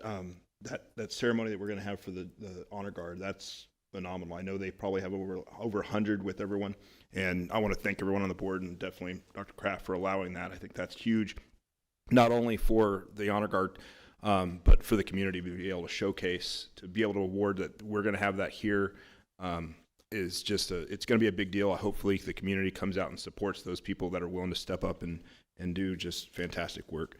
Unfortunately, I've had that duty before, and It's very, very important, and it's a somber occasion. So I appreciate y'all's support. I was able to sit on in the P-TECH cybersecurity at Bernie Champion. That was September 30th. Really wanted to say thank you for all the people that are helping out the colleges, the other people that are giving these practicum placements for the 39 students. I believe we're still looking for 9 more practicum. That's basically if you're needing someone, or if you run a business and you're needing some type of technical support, or you have a place that you can align with the district needs and provide that opportunity, that would be fantastic. So we have 166 students total in that. That's 39 seniors, 34 of which are on track to get their associate's degree. 32 students are on track to get their level 1 certificate. So that's 30, like Mr. Senna always talks about, that's how many degrees that we're saving the taxpayers. So that's 34 degrees and 32 certificates. I think that's phenomenal of what that's doing, and I can hope, looking at the numbers, 50 juniors, I think that number will continue to grow. So I want to say thank you to everyone that's participating in that, and hopefully we can encourage students to get on board with that. Thank you. We had our district-wide PTO presidents meeting on October the 3rd. We talked about, Mr. Goodrich talked about a proposal to present a dangers of social media presentation on campuses. Mr. Romero gave a facility modification request process. And we had a BOA update from Mr. O'Hare, from Dr. O'Hare. We're about to have, I think we already just sent them out this week, 900 fifth graders will be heading to BOA. And just for fun, we've done BOA since 1997. Amazing. And we kicked off by just kind of going around and talking about what each school was kind of doing to kick off for their fundraisers and all the fun stuff as usual. Some dates that we decided on, district-wide pie, Thanksgiving Pie Day will be November 20th. And senior walks will be May 18th. Both are heavily involved with the PTOs. And we'll have our next district PTO meeting November 14th. All right, thank you, Madam President. I'm going to continue on, talk about the board report for the P-TECH Health Science. We had a meeting September 18th. So we had 4 different topics that we discussed. The first was the levels of success. Talked about the industry-based certifications that are currently available, which there are 3 currently: clinical medical assistant for senior year, phlebotomy junior year, and EKG your junior year as well. Patient care technician is an industry-based certification exam that is in high demand. Thankful to report that Bernie ISD is currently offering the clinical medical assistant, but that PCT, which is that patient care technician, may be an industry based certification that we plan to offer for the future. So I love that we're thinking ahead about what is in high demand. The current enrollment numbers for the cohort 1, 189 for the first year. In the second year, we have 148, which totals 337 and climbing for future years. And we have seen great retention rates in our program thus far, saying good things about the health science P-TECH program. Thankful that we offer great student supports. We talked about grade checks. This takes place at the 4th and 6th weeks of school in order to provide time for response to intervention. Advising appointments with San Antonio College and BISD. They set up with students and their families through all 4 years to ensure that students are on track to be degree seeking. Also, student support services. We have collaborated with our Institute of Higher Education to create a process where students that have 504 plans as well as IEP can have their accommodations recognized by our college partner. This is extremely important when we have students taking dual credit classes with a BISD facilitator and the class is taught by a San Antonio College employee. I love that we're always looking out for our students' well-being and utilizing those 504 plans when needed. The work-based learning, purposely scheduled students at practicum sites in order to maximize facilities and resources. The community is fully ready to support high school enrollment numbers. Next year, we would like to do a trial run for practicum students to begin utilizing Methodist Hospital in San Antonio. They're going to be a critical partner in the 2027-2028 school year, so we would like to start working out the logistics now. Future meeting is December the 10th and March 19th. The second committee I'd like to report on tonight would be the Bond Oversight Committee. Dr. Kraft provided an update on the community outreach efforts for the November election. Nearly 1,500 people have been reached out to so far in our community meetings, delivering facts. The district sends messaging to families each Tuesday, again, facts. Maintains a website with updated FAQs and continues to meet with parents, business leaders, and community groups weekly to answer questions and share our amazing facts. At the Aquatics Learning Center, Waterman Construction has made significant improvements since taking over the project. Major milestones reached are the pouring of the pool deck and the installation of the drainage system. Interior work is at 95% completion, and substantial completion for the entire project is expected December 1. A significant milestone is come in the filling of the pool, and that's actually happening next week. So that's great news that we have on the books. We begin to filling the pool next week. It will take at least 5 days to fill the pool, while Waterman continues to wrap up remaining items. The estimated date is 1st of December, as we said, and we're very excited about that. I'm so proud of all of our water polo teams and just the incredible talent we have in this sport. It's amazing. So I'm glad they'll have a facility to use and that we're really proud of. So we're very appreciative for all the work that Ramiro and your team is doing, and the Waterman Construction Company as well. So at BMSN Bernie Middle School South, the expansion is limited by City of Bernie floodplain requirements. The updated design will focus on 14,000 square feet interior renovations, painting, ceiling and acoustics work, kitchen serving lines, and ADA upgrades, avoiding the need for detention pond. Estimated project cost will be between 1.5 and 2 million. Good news here, the Bond 2022 projects are closing out with 22 complete and additional 6 substantially complete. Remaining projects include the Bernie Middle School South Addition, Voss Secondary Access Roadway Connection, the ALC Aquatics Learning Center, and planning for Bernie Middle School North. Additionally, VLK has been awarded the long-range planning for the district. A CTE program update was provided. BISD offers a robust CTE program with 19 CTE programs of study. PBK architects are facilitating a multi-phase process to obtain feedback from stakeholders and advise on facility needs. The next meeting is December 11th, and as you can tell by my lengthy update, there is a lot discussed. We are accomplishing a lot, and it's so exciting to present that to you tonight. Rich, Courtney, are you done? Yes. Okay, Rich, I'm gonna jump in because we also had the facility committee meeting, which is aligned with a lot of what the bond. So I'm gonna go ahead and echo off of you. We had that meeting on October 2nd. The first item we talked about was the Waterman Construction has made significant progress. The same information she provided of 95% complete.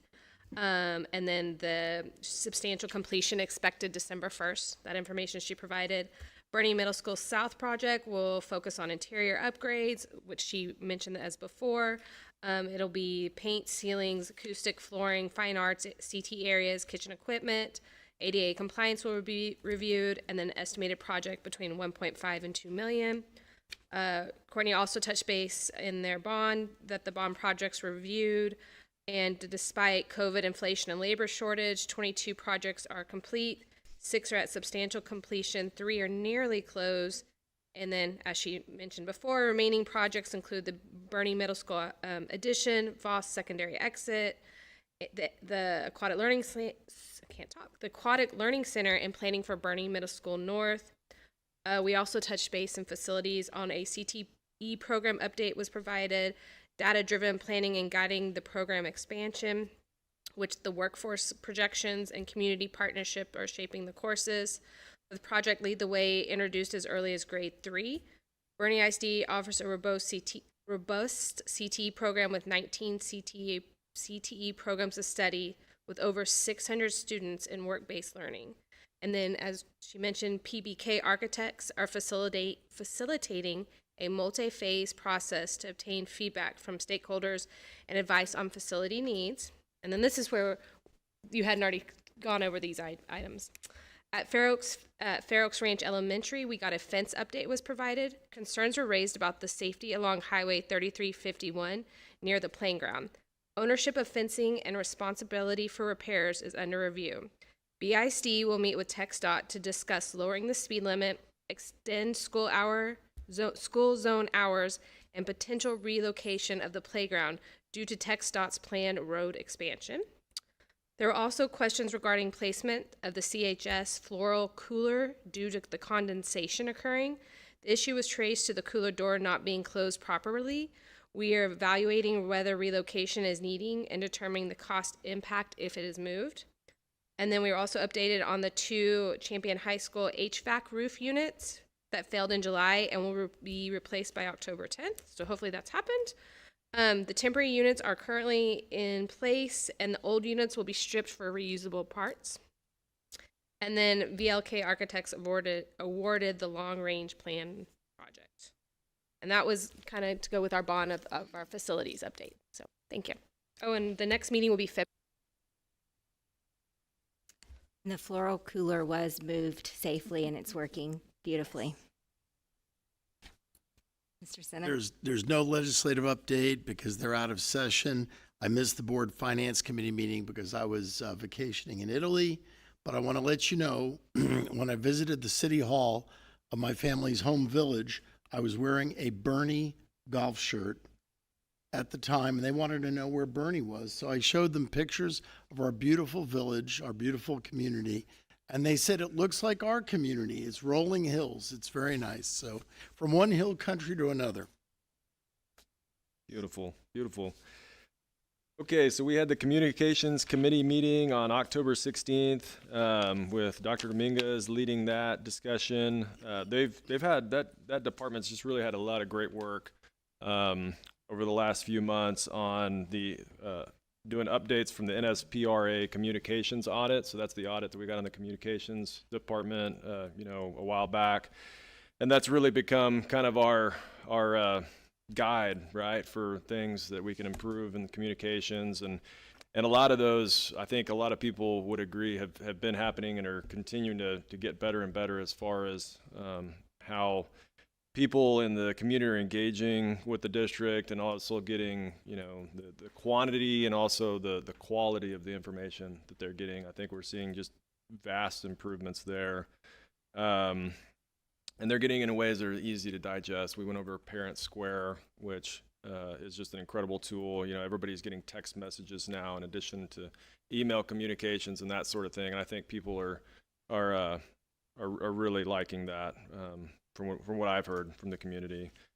Speaking of doing less with more, there was a number of the recommendations in the audit that really kind of went together, and that for efficiency's sake, it was prudent to group those together into certain, kind of joined tasks. And so Dr. Dominguez and her team have been doing that.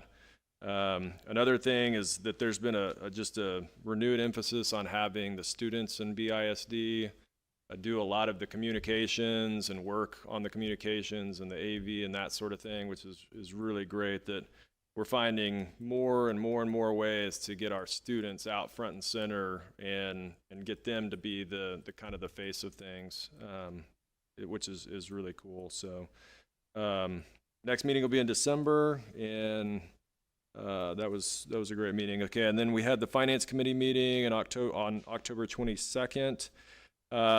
We discussed the efficiency audit. We looked at the draft, which we just discussed here. And the audit found that the district operates efficiently, maintaining strong fiscal management while outperforming peer districts. And so that was good news, which we just heard again here as a group. We also had a discussion on the quarterly investment report. The Bernie ISD, the quarterly investment report from July 1st through September 30th of this year. So that quarter, the third Q3, shows a total portfolio value of $76.5 million, fully invested across authorized public funds and in compliance with the Public Funds Investment Act and district policy. The portfolio achieved a weighted average yield of 4.27%, so not bad, still pretty good. Slightly above the 90-day Treasury bill rate of 4.09%. So we were performing about 0.18% better than the Treasury bill, the 90-day Treasury bill. And actually our funds are more liquid than the 90-day Treasury bill, which is more impressive. We earned $772,000 year to date from those investments, primarily in Texas Class, TexPool, and TexPool Prime. So that was a quarterly investment report. We also had just general finance updates. We talked a lot about, and we've kind of, I think, talked about this as a group here, but, you know, the unintended consequences of House Bill 2. We're one of about 9 districts in the state of Texas out of, you know, roughly 1,200 districts that there was unintended consequences for how the state rewrote the funding formulas. And for us, we're being one of those 9 districts, that was about, you know, there's still some going back and forth on how much that cost us, probably about $2.5 million. And so Mr. Scott gave us an update on that. Moat Casey is kind of leading the charge on behalf of the 9 districts, trying to come up with the math and to see how much those unintended consequences cost all these districts, including us. And this is, you know, when we talk about the tax ratification election, one reason that we discussed there is that we didn't come out with additional funding like most of the districts in the state from House Bill 2. We got very minimal additional funding. These unintended consequences are part of that. So right now, the best guess is that we won't get an update from TEA until February of 2026, and that any actual funding, if we were to get some of that back, would not come until next year, September of 2026. There's no estimate at this time of how much that would be, if any, so we're definitely not counting on it. It's just a rumor that Commissioner Morath was questioning the estimates provided by Moat Casey. So, Mr. Morath, please call us if you're listening, and we'd like to talk to you about this. That's all I had. Thank you, Mr. Wilson. All right, we have reports, and we have our superintendent, Dr. Kraft. All right, for district updates. Thank you. I will make mine brief, but just hearing all the committee reports, we have had a very full month of committee, so thank you for your involvement in that critical work. Our enrollment still sits at 11,188, and I had to go back and check where we were on the very first day of school. The first day of school in Bernie ISD, we were at 11,012. So from then to now, we have enrolled 176 students. Tonight, you're going to hear Dr. O'Hare present about our initiatives to promote strong attendance at all levels. As you've heard, we have been busy all over Bernie sharing the facts. And so Mr. Scott, Ms. Rhodes-Pruin, technology, and other folks, we have actually conducted 72 community meetings, and we have spoken personally to just over 2,600 patrons in our community to share the facts about this election in November. A third item I wanted to share is just kudos and a big thank you to our student council sponsors at the high school. So Champion High School, Mr. Kolar, Bernie High School, Mr. Yoder. We all enjoyed the homecoming parades and the games and the festivities. But there's so much more that goes into place for planning a homecoming. As you all know, many of you have high school students, and so that planning happens months in advance, and a lot of that goes behind the scenes. So just want to give a special thank you to our staff at Champion and Bernie for successful homecoming experiences for our community. This week, when you drive by Fabra, you may see an 18-wheeler pulling in to Fabra because they're hosting a STEM mobile lab. They were selected from TEA to host a mobile classroom. So that'll be a lot of fun over at Fabra this week.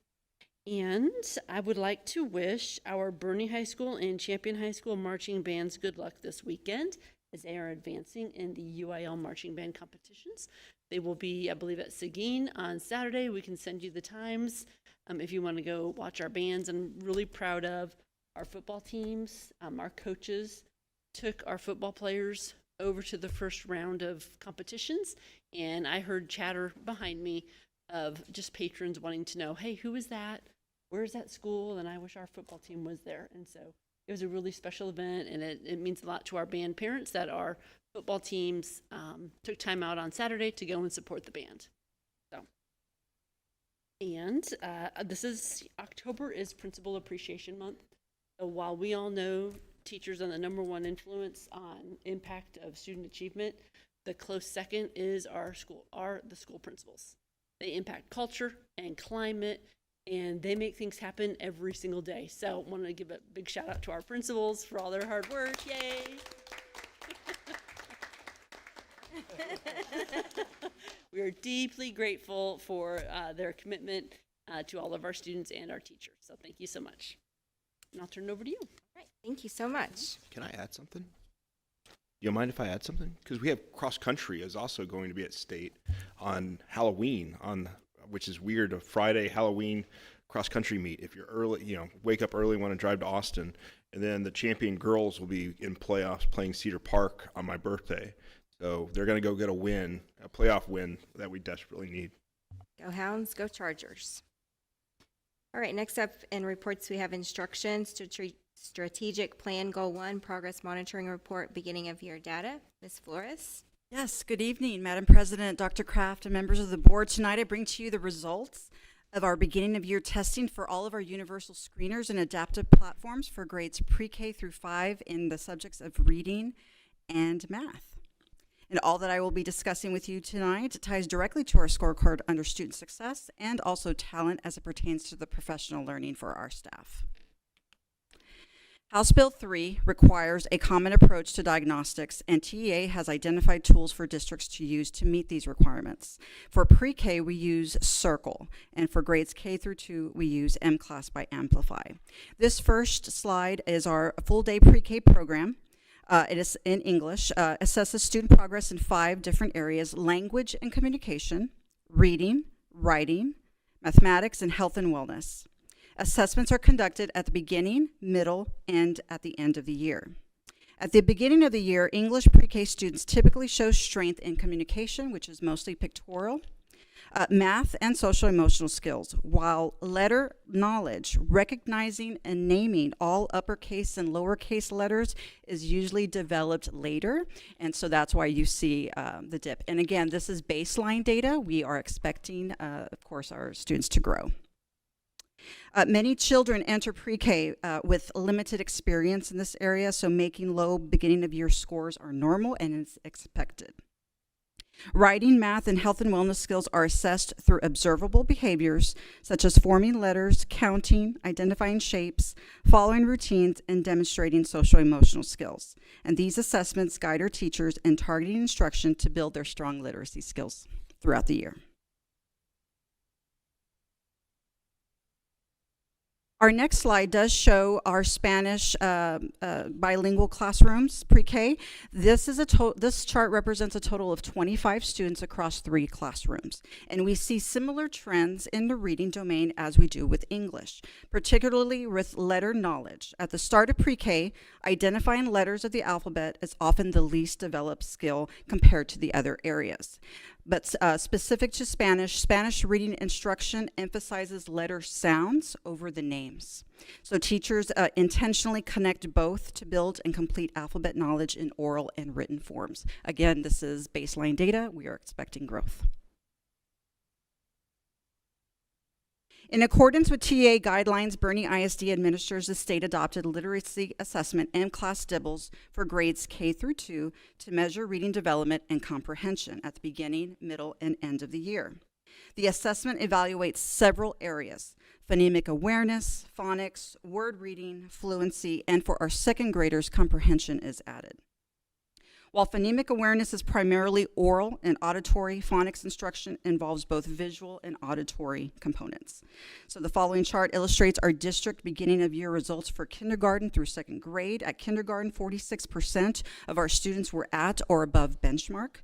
First grade, 58% at or above benchmark, and for 2nd grade, 66 were at or above benchmark. And at or above benchmark is particularly noted at the 40 percentile and higher. In Amplify M-Class, students who score at or above benchmark are considered on track for grade level learning. These students demonstrate the foundational literacy skills expected for their grade level and are less likely to require intervention later on. Teachers focus on providing enrichment, practice, and opportunities to deepen the comprehension and fluency. MAP is a nationally normed and independently verified screener for math. It's a comprehensive assessment tool that helps us make data-informed decisions on student progress. All students K through 5 are screened 3 times a year, beginning, middle, and end. And this chart illustrates our kinder, 1st, and 2nd grade students. This is the first formal accountability for math measure that we've used for K1 and 2, and we're discovering plenty of opportunities for growth. The average cut score for at or above, again, is at the 41st percentile. As part of our district scorecard goals, we have established a target for early childhood proficiency by combining reading and math screener results for kinder through second grade. We gain a clear snapshot of early academic readiness. So our district goal for this year has been set at 83% of students to be at or above benchmark by the end of the year. So currently, combined for the beginning of the year, we are sitting at 68%, so which indicates that we have some work to do. The good news is that students typically show significant growth in reading and math between the beginning and the middle of the year assessments, which will happen in January. And targeted instruction and intervention are always a moving target with our students and our staff. For grades 3 through 5, Amira is our new platform. It has replaced iStation as our online computer adaptive reading assessment tool. The early reading assessment provides data in 5 key reading areas: phonemic awareness, alphabetic knowledge, vocabulary, comprehension, and fluency. So this chart shows the district-wide beginning of the year data for grades 3 through 5. These results also allow campuses and teachers to organize resources and target instruction for students based on their specific needs. Again, at or above benchmark is set typically the top 40% nationally. The MAP beginning of year assessment measures the skills students need as they enter their current grade level. Traditionally, our students score higher at beginning of year, indicating that they're prepared for grade level content. By the middle of the year, sometimes we do see a little bit of dip, but this occurs because we're assessing all the grade level standards in the middle of the year. So again, this is baseline data. We're expecting some growth in these areas in grades 3, 4, and 5. There is just a quick question. So 91% are beginning the year, or 87% at or above the benchmark. Those are significantly above kinder first and second. Is that just because over the ensuing years after kinder first, they've just gained? There are different metrics for each grade level to meet that standard. I would have to find out exactly where third grade lies, but we did see significant growth in the next chart I'll show you from the previous year. So MAP is administered is a nationally normed test, and so 50% represents average performance. As you can see here, how BISD compares by grade level, you can see that we did have a very large increase in uptick in third grade. When speaking with my math coordinator, she did say that MAP did have a norming kind of update. So this means similar raw scores could now appear stronger. So we should interpret the gains carefully by comparing the data under the same norms and focusing on growth. But this, I'm happy to say that BISD elementary students in grades K through 5 are above the national average in math. So just in summary, our work this year is guided by our core values. Data guides support for each student, ensuring every learner gets what they need to grow. Collaboration drives shared progress because success happens when teachers, leaders, and families work together. Transparent results ensure accountability, building trust through openness and reflection. And above all, data informs our decisions, helping us serve every student with purpose. These values keep us focused on what matters the most, which is student growth and success for all of our kids. So I just want to thank you so much this time. Thank you. Does anybody have any questions? Larissa, just a quick question. Thank you for identifying the number of students on the second chart and on the Spanish side. You know, it's always alarming to see the 19%, but if we only have, you said 20 students in there, so 25 students 25, total, correct. okay, 25. So that was approximately 5 students that came to us ready by knowing their letters. So we have lots of room to grow. Yeah, definitely room for opportunities, or definitely opportunities there. Do we have any idea what that number was last year? As far as their reading score, I would have to go back and check. I can go back and do it too, so no problem. I will tell you that we have half the enrollment this year in our bilingual classrooms. Okay. We're still kind of figuring out why, but last year we had about 51 students in our pre-K bilingual classrooms, and this year is only 25. Wow. Well, as always, great job presenting. You've got a great story to tell, and I'd love to see that we're above the national average. That's always exciting to see how we're going above and beyond, but thank you for the presentation. Very good. There's no other questions. I'm going to go ahead and pass it on to our Advanced Academics Director, Christy Poulos, for our Advanced Academics Report. Thank you. Good evening, guys. Thank you for having me. Christy Poulos, Director of Advanced Academics. So I will go ahead and get started. Advanced Academics and CCMR ties directly into our district scorecard and under student success. So it is our goal that by 2028, 100% of our students graduate meeting our CCMR goal. You know, we know that how important it is to lay a strong foundation for student success, and one of our early opportunities for that is our Gifted and Talented program.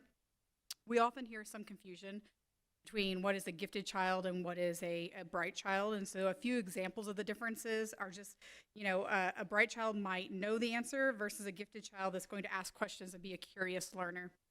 A bright child might be a hard worker versus a gifted child who is might play around in the classroom but then test well and understands the concepts.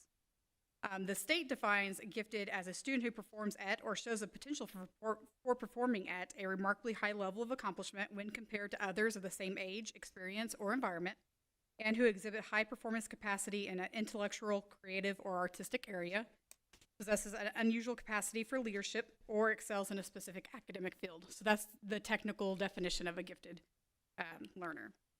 So looking at our enrollment, as of September, so this data was a snapshot from September, we have a little over 10% of our total enrollment identified as gifted and talented.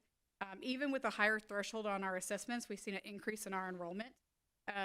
Looking at our breakdown, elementary, about 7% of our student body is identified as gifted and talented. Middle school, about 13%, and high school, about 9%.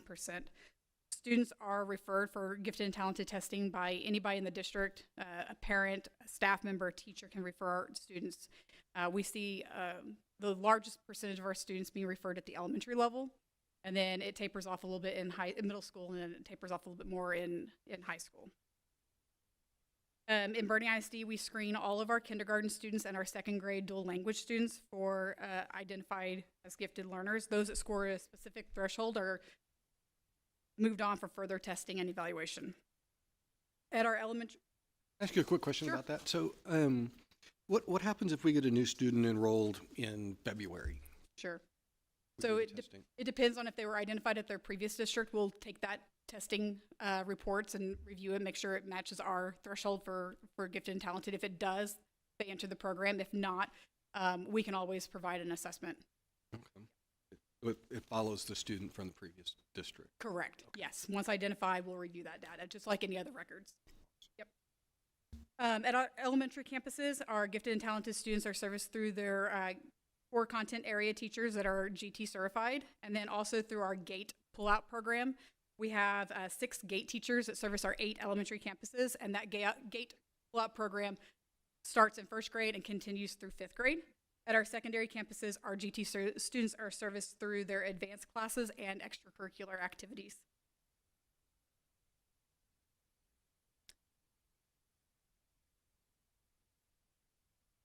There we go. At the secondary level, Advanced Academics and CCMR contributes to our overall accountability, and it also allows the district to earn additional funds. CCMR really focuses on 2 components, the college readiness component and the career readiness component. For tonight's presentation, I'll review the college readiness component, which is really the advanced placement, dual credit, and college entrance exams. 2 years ago, Senate Bill 2124 was passed. The purpose was to increase the number of students who complete an advanced math course in high school.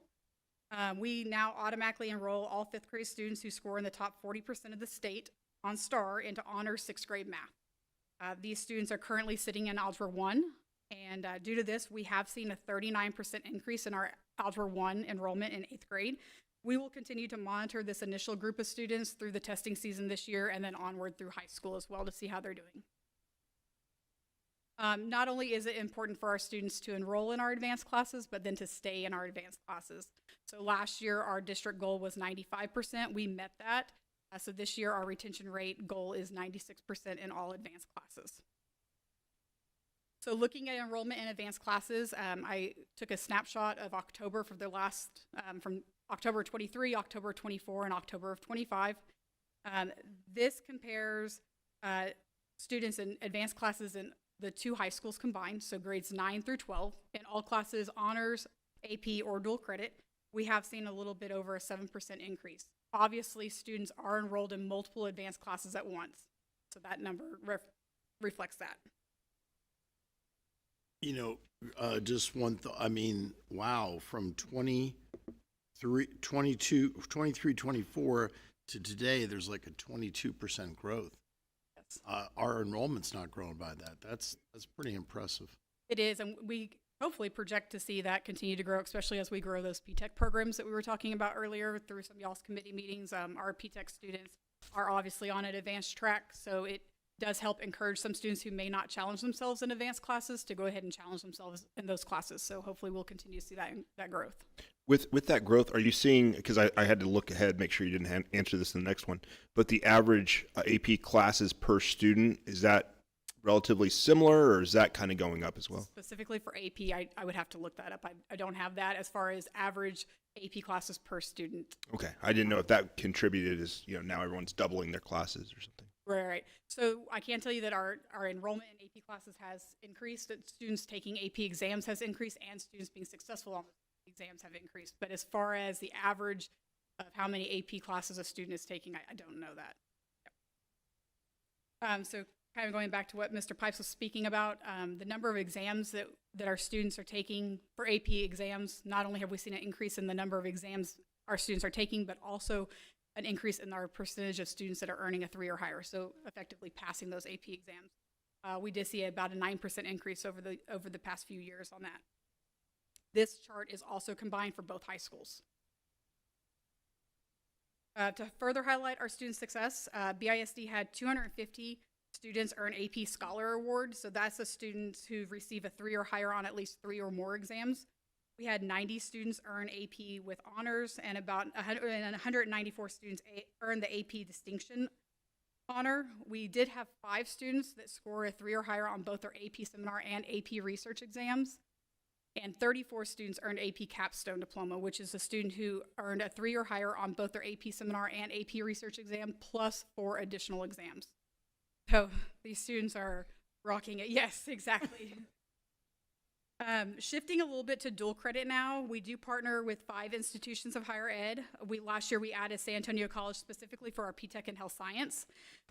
Between both schools, so this data is combined for both schools again, our students have earned over 6,100 college credit hours for dual credit. That's a total savings of over $897,000 to our families. In addition to that, we've seen over 7,400 college credit hours earned through our AP testing, which is about an $865,000 savings to our families. So not only is it a tremendous savings to our families, but a remarkable achievement for our students. They're really doing well in their advanced classes. That's just a huge number, so thank you. It is remarkable. It really is. So all of this contributes to our CCMR rate. I work very closely with the high school admin teams to monitor the progress towards their goal of 100% of our students graduating CCMR by 2028. As always, we work hard to bring CCMR awareness down to the middle schools. So we had our 7th graders take part in their career exploration at the high school. We just wrapped up our 8th graders CTE fair, where they travel to the high schools. Of course, our 8th graders do take a year-long elective called CCR, where they review endorsements and post-secondary goals. And as a district, we celebrate every Wednesday our CCMR Day. So always working towards that awareness. In preparing students for these advanced classes, we do have our students begin in 8th grade taking the TSI A2 test. The TSI test is a college placement test in the areas of reading, writing, and math. In 8th grade, they take the reading and the writing section. Starting in 9th grade, they can start taking the math section. We typically would like to see a student complete at least geometry before challenging that math section. In October of each year, our 10th graders and about 25% of our juniors take the PSAT and MSQT. And spring of their junior year, students are enrolled and take the SAT school day. Looking at our TSI success, one of our House Bill 3 monitoring goals is our middle school TSI achievement. We work closely with our CCR teachers and our 8th grade English teachers to prepare students for success on this assessment. Remember, this is a college placement test. So these students, we had 42% of our students at the 3 middle schools combined in 8th grade last year that measured college ready in reading. So that's remarkable. It's amazing. Is that 42% those who took it and passed, or is that 42% of the total population? Well, everyone takes it in 8th grade. Everyone takes it. Every 8th grader. Okay, so not just the honored. Okay. Right. Okay, question. So, I mean, it's even from 23, it's significant progress, but 22 was low. Is that a function from COVID or? I will tell you that I don't think the focus was there quite as much. The collaboration between the CCR teachers, we obviously tested our students in 8th grade, right? Right. But now we really work at collaborating with our English teachers and our CCR teachers to make sure that the English teachers' scope and sequence is aligned when they actually take the test, and reviewing what the test looks like, because with the essay, it's a little bit different than the STAR essay that they have to write in 8th grade. So really working and bridging that gap and putting some time and effort between those two departments, I think really saw the increase. So better coordination. Absolutely. Do we have any idea of how other districts perform in this area? It's not reported, and not very many districts are testing TSI in 8th grade yet. I was at a training at Region 20 the other day, and one of the school districts was showcased, and they acted like they were doing something brand new and testing their 8th grade students with TSI. And I just sat there and thinking, well, we've been doing that for a while, but I'm glad they're starting to do it too. It's very evident that the collaboration has just picked up a tremendous notch. You can tell on every level it's harder and harder for those students to fly under the radar if they have these, if they have these gifts. And there's even, even in high school now, they can't be student aides or get senior release unless they're, they've taken their TSIs. There's a lot more motivation and awareness. So good job. Sure. And with our PTEX coming on board, that's another motivating factor for our students to take that TSI and take it seriously. So hopefully we'll continue to see that growth. I want to touch on something you said, because whenever we go to some things, we're at Holdsworth and we have other districts sitting there getting up at the table and cheering on that they got 80% CMR, and everyone, round of applause. And I'm sitting there probably kicking Dr. Kraft under the table with my eyes as big as saucers. And the numbers that we put up as a district, I feel very, very humbled, because it's nothing really that I did. That's your work. That's the principals behind you work and the teachers. But man, whenever we get in front of other districts, like you said, and they start bragging about something that they invented or did and their accomplishments, which is great for them. It really is good for their kids. But man, I'm humbled to know how well we have it here in Boerne, Texas. So thank you. It really is amazing. We are truly doing great things, for sure. Okay. As we review, moving into more college readiness assessments, on this chart, you can see how Boerne ISD compares to the state average on PSAT. Again, all of our 10th graders and about 25% of our juniors take the PSAT in October. We just wrapped up testing just a few weeks ago. We have makeup testing this week. So we will see how our students are continuing to progress here. The highest score on the PSAT is a 1520. I just wanted to mention that as well. Next, in looking at SAT, we do have obviously our SAT school day that all of our juniors participate in, but we also have a lot of students that take advantage of our SAT on Saturday testing. So we have obviously measured right above the state and national average as well for SAT, and the highest score on the SAT is a 1600. Ms. Polis, can I point out too that our district pays for our students to take the SAT, which is a huge benefit to parents who maybe don't have funding to do that. I think that's just a great perk. Thank you for adding that. You're correct. Yeah. Now, you said all juniors take the SATs. Correct. Is that the case in other districts? Because, obviously we have a higher average score than the state or the nation. And I'm actually happy that Texas is kind of like right in line with the nation, because statewide our poverty rate, our rate of English language learners is much higher than the national average. But ours is close to 100 points higher, but all of our students take it. Is that the same case in the state of Texas or nationwide? It is. We do offer SAT school day, and College Board does offer that. Now, as far as every district around us doing that and paying for it, that I do not have the data on that. But we do offer SAT school day, and it is an option for districts to opt into. So other districts can opt into offering the SAT school day. Okay, the reason I asked that question is if we're testing 100% of our kids, and another district is testing 60% of their kids, in all likelihood, they're testing the best 60% of what they've got. So I'm wondering if the real delta is wider than this. That's a good question. But there's no way of knowing. I like this slide every time it gets presented because there's not many times that we get compared to the nation, you know, the U.S. as a whole. The SAT is kind of one of the only ways. And so, yeah, it's just cool to see how we do there. So new this year, speaking of comparing us to some national averages, we did partner with National Clearinghouse this year to obtain some post-secondary data for our students. So this chart shows the percentage of our students who enroll in an institution of higher ed immediately following high school, so that next fall. In the blue, you'll see the BISD averages, and then in the purple there is the national average and how we rank against the national average there. Also obtained from National Clearinghouse, this chart shows persistence of our students, those students that enrolled in an institution of higher ed for the first year and then also returned for their second year. So again, Bernie ISD is represented in the blue with the national average in the purple. Now for the most important top 10 list. Here's a top 10 list of the institutions that our students are attending, with A&M coming in as number 1 and UTSA coming in at number 2. Can you repeat that again, real quick?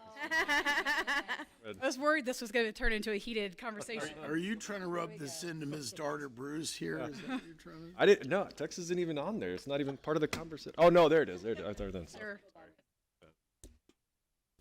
All right, and then just to summarize, really everything that we do ties back into our 4 core values, just making sure that we remove barriers for our students and we really support every child every day is what we're working towards.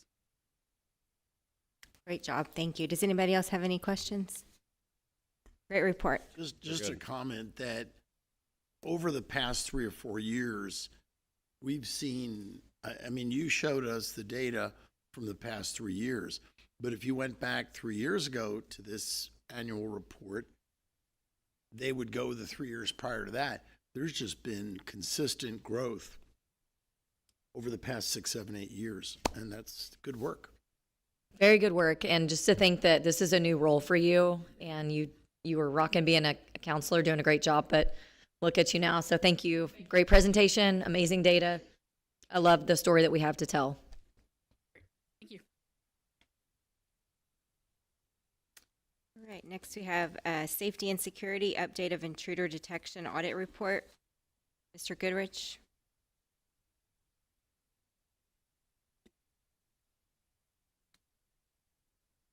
So as you're aware, we are beginning the 4th year of the mandated intrusion detection audits coordinated through TEA and executed by the Texas School Safety Center. So far to this point of the year, we have 4 of our 14 facilities have been inspected, and we hope to continue with that. We are still in the active inspection phase. They notify us monthly when we're in that window. Very good. Thank you very much. Thank you. And next we have Dr. O'Hare, Administrative Services, Strategic Plan Goal 3 Attendance Report.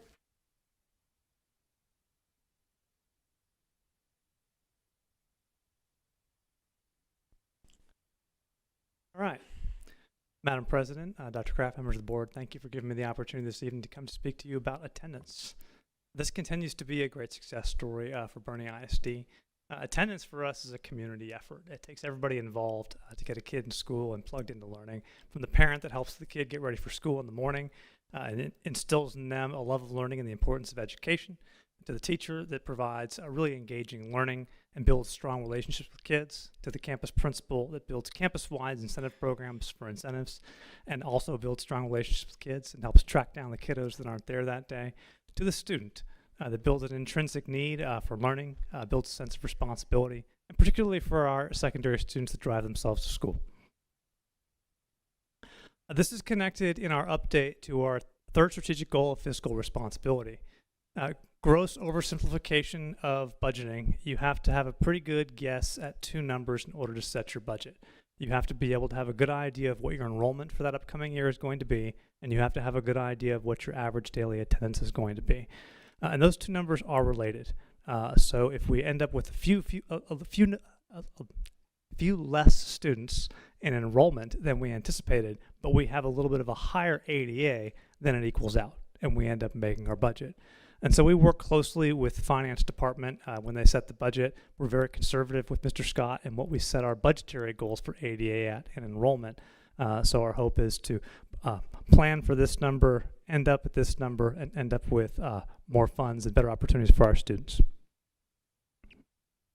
So this chart here shows you the history. You can see the nice upward trend line from the 21-22 school year that shows our attendance, average daily attendance growth over the last several years. When you look at this graph, that 18-19 year is what I'll often refer to as our pre-COVID attendance. That's kind of our attendance baseline number where we were at pre-pandemic. And our goal since the pandemic has been to return to our pre-COVID attendance as fast as we can. You can see there in that 2021 year, that was the year when all bets were off. The state of Texas was very generous in how they allowed campuses to account for attendance during the age of COVID. So you could log in and type your name and be counted present in that year. That's why you see that spike in 2021. And then in 2022, you see our first real, this is what our ADA looked like right after COVID. Then you can see that steady growth. In Bernie ISD, we've been growing about 0.4 of a percentage point every year since the 21-22 school year, which has been our goal. And that's to the hard work of all of those community groups, campus groups, parents that I talked about earlier. And if we continue that growth trend for one more year, you can see looking at this graph, we will hit our pre-COVID attendance at the end of this academic year. This chart shows the average daily attendance trend by our campuses. You can see if you look at the 18-19 column campus by campus where they were at as far as attendance and ADA pre-COVID. You can see that our elementaries tend to fare a little better than our secondary campuses. Our middle schools tend to fare a little better than our high schools. That's a normal trend. But you can also see in that far right-hand column in 24-25, which is last year, I have two cells highlighted in green. That is Fabra Elementary School and Cibolo Creek Elementary School, because those two campuses have already hit their pre-COVID attendance.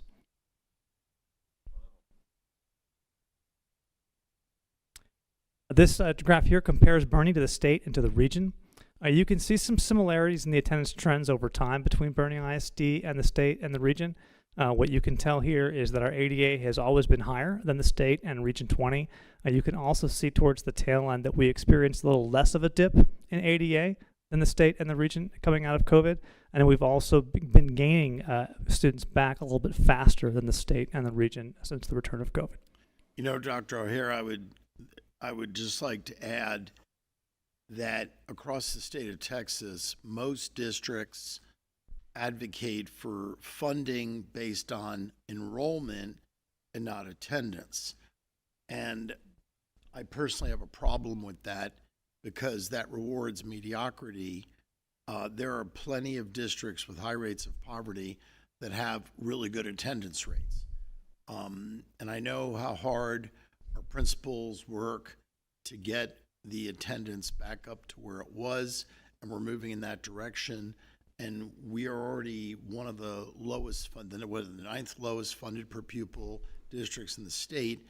And I'll be darned if the standards get watered down to adopt a system. I don't think the legislature is going to approve it, because it is lowering standards. But it's something I think we all feel strongly about. So I applaud your efforts to improve attendance. Yeah, I'm just going to say kind of the same thing, is to see that so many districts kind of advocate that, it's on enrollment, and the districts that take real pride in their attendance numbers, I was noticing their success rate with their students, and those districts seems to be the easiest trend line to kind of look at. They might not all be A's, but those are districts that are doing the best, I think, for their students whenever they focus on getting them into the classroom. So I really commend you. I think we're doing great. But I think for the parents, if they go ahead and look at other districts, if you look at the ones that have lower attendance, typically that kind of indicates the direction of which that district's going. Yes, sir, I would agree. When it comes to student achievement, you must be present to win, sir. All right. This graphic just shows you an example of some of the graphics that we put out to help market attendance consistently across our campuses and across our district. We push out some helpful facts for parents to help remind each other and remind their students why it's so critical for them to be in school. First and foremost, being in school for us is about being there to learn. That's why we want your kid in here. Yes, we get funded based on ADA, but when you look at that consistent 6 years straight of A-rated ratings from the state in Bernie ISD, that's because we understand the importance of students being in the classroom and being engaged in learning, and teachers developing quality learning experiences for kids. Attendance is important. Every campus has attendance goals. The campus improvement plans, which this board approved in the consent agenda earlier this evening, every campus has had an attendance goal inside their campus improvement plan for this year. It's a numerical goal. You can see campus by campus, they're set based on their performance last year versus their performance this year. Every campus is set to about a 0.5 percentage point to a percentage point higher than last year's. They're ambitious goals. Keep in mind the district is only improving about 0.4 of a percentage point each year. The campuses each challenge themselves with about 0.5 percentage point to a point as their goal for improvement. We do have campuses that hit those. If you take Bernie Middle School South is a good quality example. They improved their attendance percentage last year by almost a full percentage point.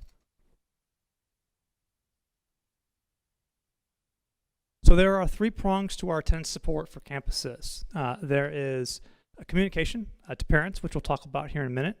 There is progress monitoring and supporting persistently absent students, and there are attendance incentives.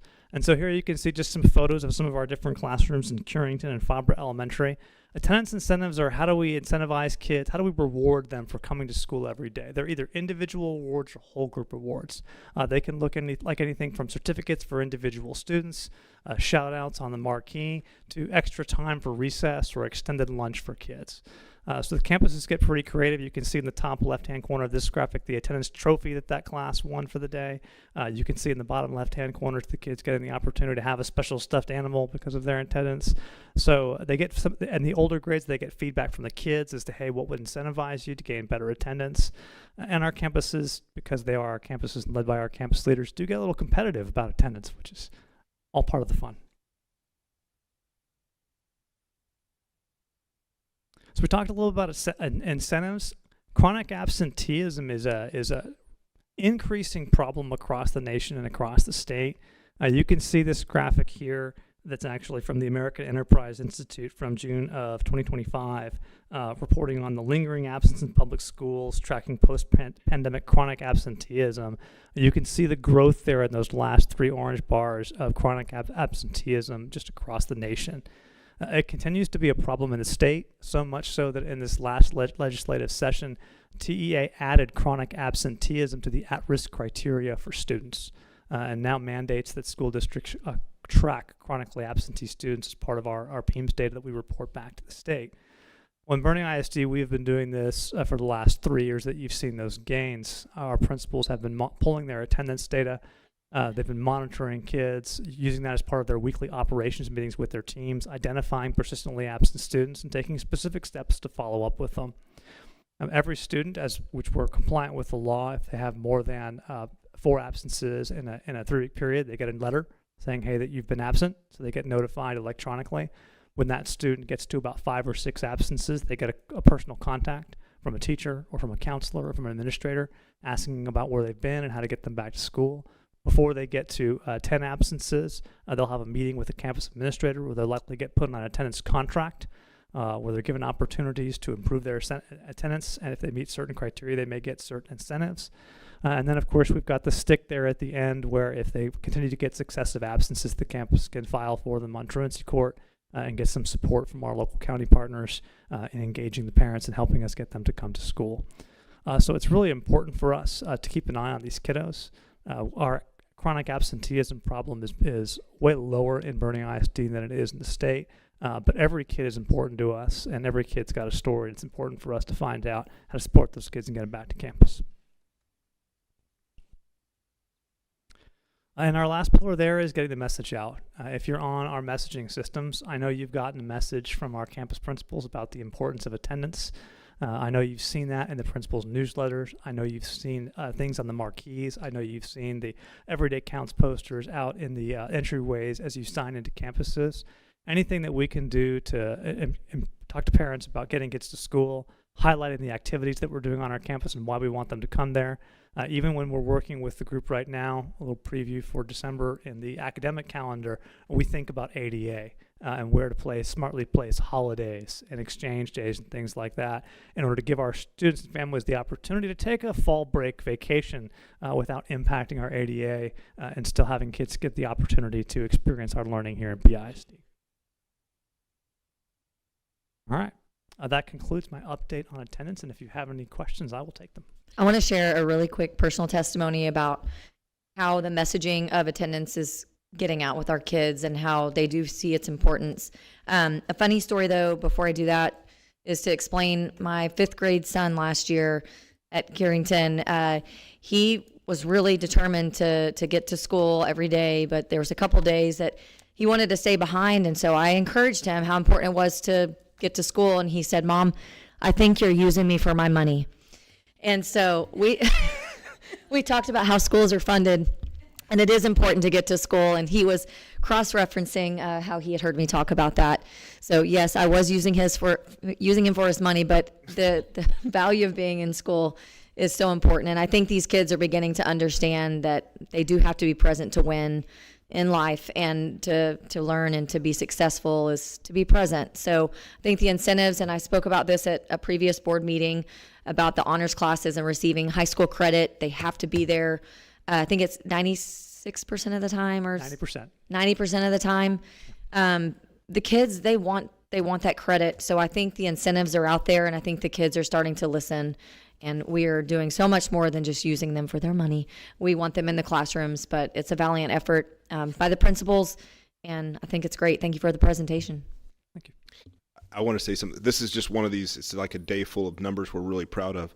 But I think there's some correlation between this and graduation rate, which I know that's another number we're very, very proud of. And I hear every once in a while I hear someone is like 99. It's like, no, it's 99. And then correct me, what is it, 99.2, 99.4? I mean, 0.3?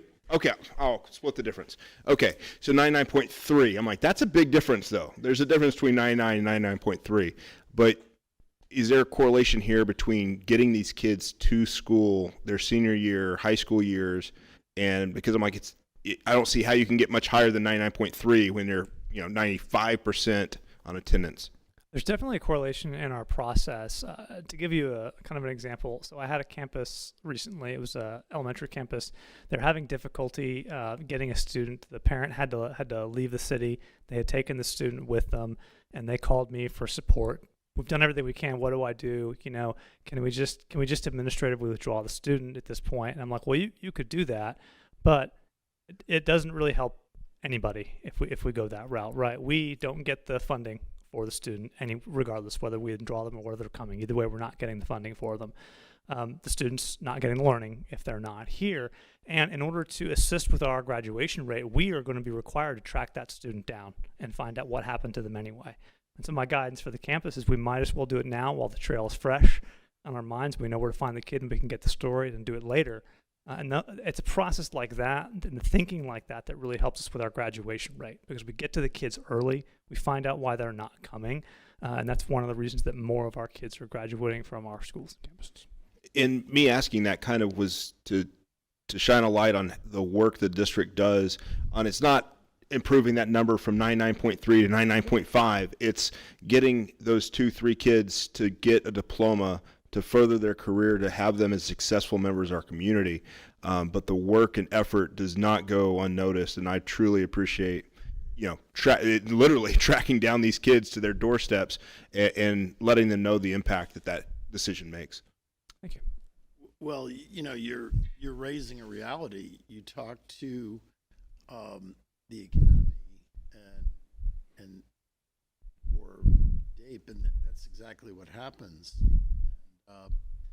I think it goes to your point, Dallas, that you don't discard kids. You educate kids. And some are tougher than others, but you don't give up, because the difference in lifetime earnings, earning that sheepskin by getting a high school diploma, is in the hundreds of thousands as opposed to those that do not. So I'm glad our district does what it does. Yes, thank you. Great presentation. I noticed every single campus has gone up, so that's something to celebrate for sure. my high schooler got a letter saying he had perfect attendance for 6 weeks, and he thought that was the coolest thing ever. So, you know, the initiatives and the rewards at every grade level, they're working. Our principal communication is working. Your leadership is working great. So thank you. Thank you. Try to be real concise. You started off the conversation talking about this report being with number 3, fiscal responsibility, but 90% of our conversation has been about number 1, student success. And I think that they're really tied. It doesn't matter whether it's high school graduation rate, it matters from pre-K and K up. So I think it's really. Yes, sir. I mean, I believe it lived at one time in student learning, and to help the campus principals really recognize how this particular effort and work helps fiscal responsibility, which for them in their campus budget, which is very formulaic and kind of the same money spent the same things every year. We thought, let's show them how much this impacts the overall picture of school finance and school success, because they have lots of data points to work on in student learning. The TNL team just showed you a lot of them. Yep, absolutely. And I think it would be amiss not to mention that if there's students that are having a hard time and they're at school and they feel like they're struggling in different areas, I love that our district focuses on social emotional wellness. So I think Krista and her team plays a huge role in keeping kids in the classroom, working on mental health, the different resources that her team provides. That all paints a big painting of keeping kids in the class as well. Just the story is complete with the whole team. And the kids that could just go home and really struggle, they feel supported and they feel like they can go back to school because of those supports that are in place. So that's kudos again to our team here of leading the charge well of keeping kids in the classroom learning. So well done. Thank you. Also, to as he was saying, fiscal responsibility also of the child, but is the engagement. One of our other goals is number 4 of the community and the culture of having our kids be in school. And I know like even the PTOs will schedule like their events specific on days that are low attendance, or we have the musical on those days to encourage kids to be there, those those incentives. And it's not just the school, but the community investing in that engagement as well. So thank you for what you do. Yes, ma'am. Is Valentine's Day still the most attended day of the year? You mean yes, it is. It was last year, right, Mr. Scott? Best ADA on Valentine's Day? It's because all of the campus events that occur on Valentine's Day, no one wants to miss them. Fun fact. Thank you. Yes, ma'am. Thank you. All right, next we have actions. Business monthly financial report and board action on financial matters directly related to those reports, including budget amendments, investments, donations, and tax collection reports. Good evening, everybody. You have been provided the results of operations for the district through September 30th. There is no budget amendments to report in this report, and the donations report shows $45,000 in donations from various donees for various causes, and we appreciate every single dollar and hour and good that they donate to the district. And the tax collection report is the last month of the year before we start getting our 2025 levy. So there's very little activity in the September report as well. The story for this month would be in the general fund, and that's what excuse me, I'm going to focus on for a little bit. We're 25% through the fiscal year at this point in time, and the general fund has spent 23% of its budget so far. I would point out, in function 41, which is general administration, and function 51, which are for facilities and operations, have a little bit higher percentage at this point in time. And I would attribute that to insurance. You're paying in September. You're paying your annual premiums for the year, so it's a little bit higher than other functions at this point in time. But the main story, I would refer to the revenues. We budgeted about 75 in the general fund. We budgeted about $75 million local revenues, the primary above that being property taxes, and about $40 million for state funding. Primary among that being the foundation revenues that we get, which was in the low 30s of that 40. If you're looking at this this year and you're comparing it to last year, instead of seeing 17 million collected through September, you would see much less than half. And it was kind of interesting to go back and look at what's happened with state revenues, and we talked about a lot about how the district is funded, how much comes from property taxes and how much comes from the state funding formula. You could look back at 22-23, the last year that we paid recapture, there was less than $1 million in state funding. It's all property taxes. So at this point in time in the year, we had hardly got any money. We're entirely relying on fund balance. And we get through 23, 24, and 24, 25. The state numbers came up as the legislative sessions passed, and the state took on a little bit more of a burden. But like I said, last year it was less than half. This year, we get 45% of our state funding in September, because we're on payment plan 3. School districts are paid 3 different ways. If you're a property rich district, you're on payment plan 3, which says you get 45% of your state funding in September, you get another 35% in October, and then you get the last 20% in the following August, actually 2 months after our fiscal year end. But we did get $15 million in September. That's a nice turnaround from previous years where we're not so tight on cash. We got last week we got that 35%. We got another $11 million from the state, and then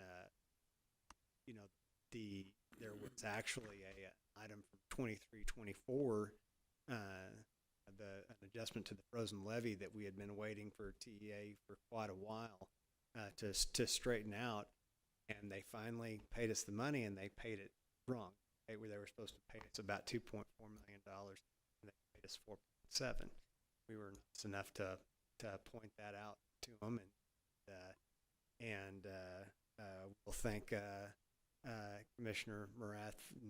This one time he decided to just adjust the payment that we'll receive next August, and just adjusted that down so we get to keep that extra $1 million and earn interest on that through the year.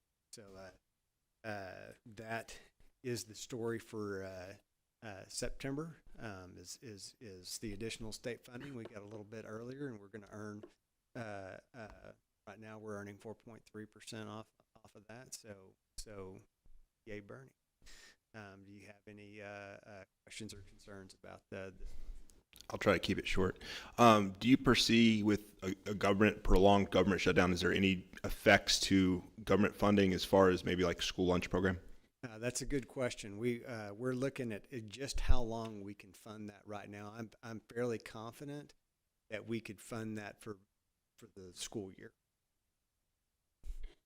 So I hope that they don't take that long to get things going, but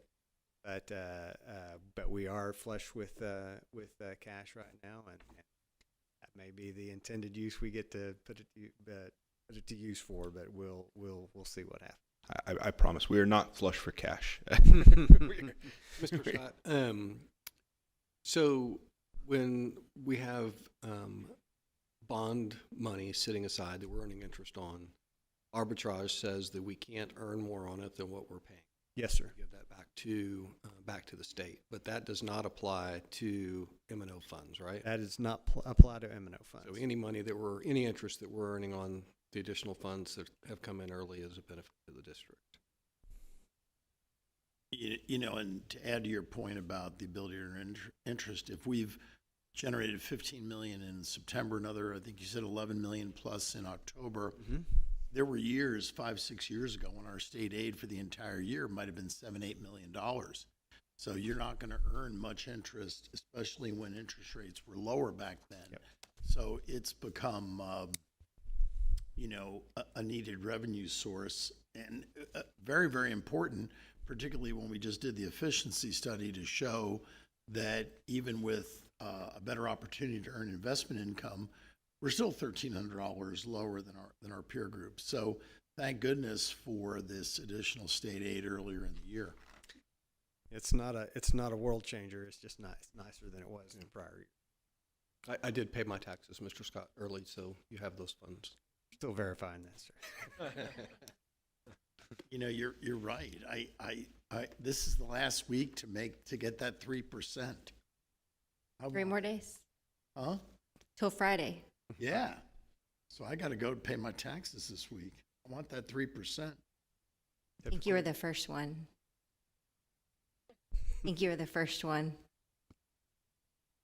Madam President, I move to approve the budget amendments, donation report, and tax collection report as presented. Second. Motion by Mr. Fryer, second by Mr. Wilson. All in favor, say aye. Aye. All opposed, same sign. All right, motion carries. And next we have future business. Our next regularly scheduled board meeting is November 17th to discuss Canvas November election results, strategic plan reports, goals 1 and 4, and course catalog approvals. And would entertain a motion to adjourn. Second. Senna, motion. Wilson, second. All in favor, say aye. Aye. All opposed, same sign. Meeting adjourned at 9:01 p.m.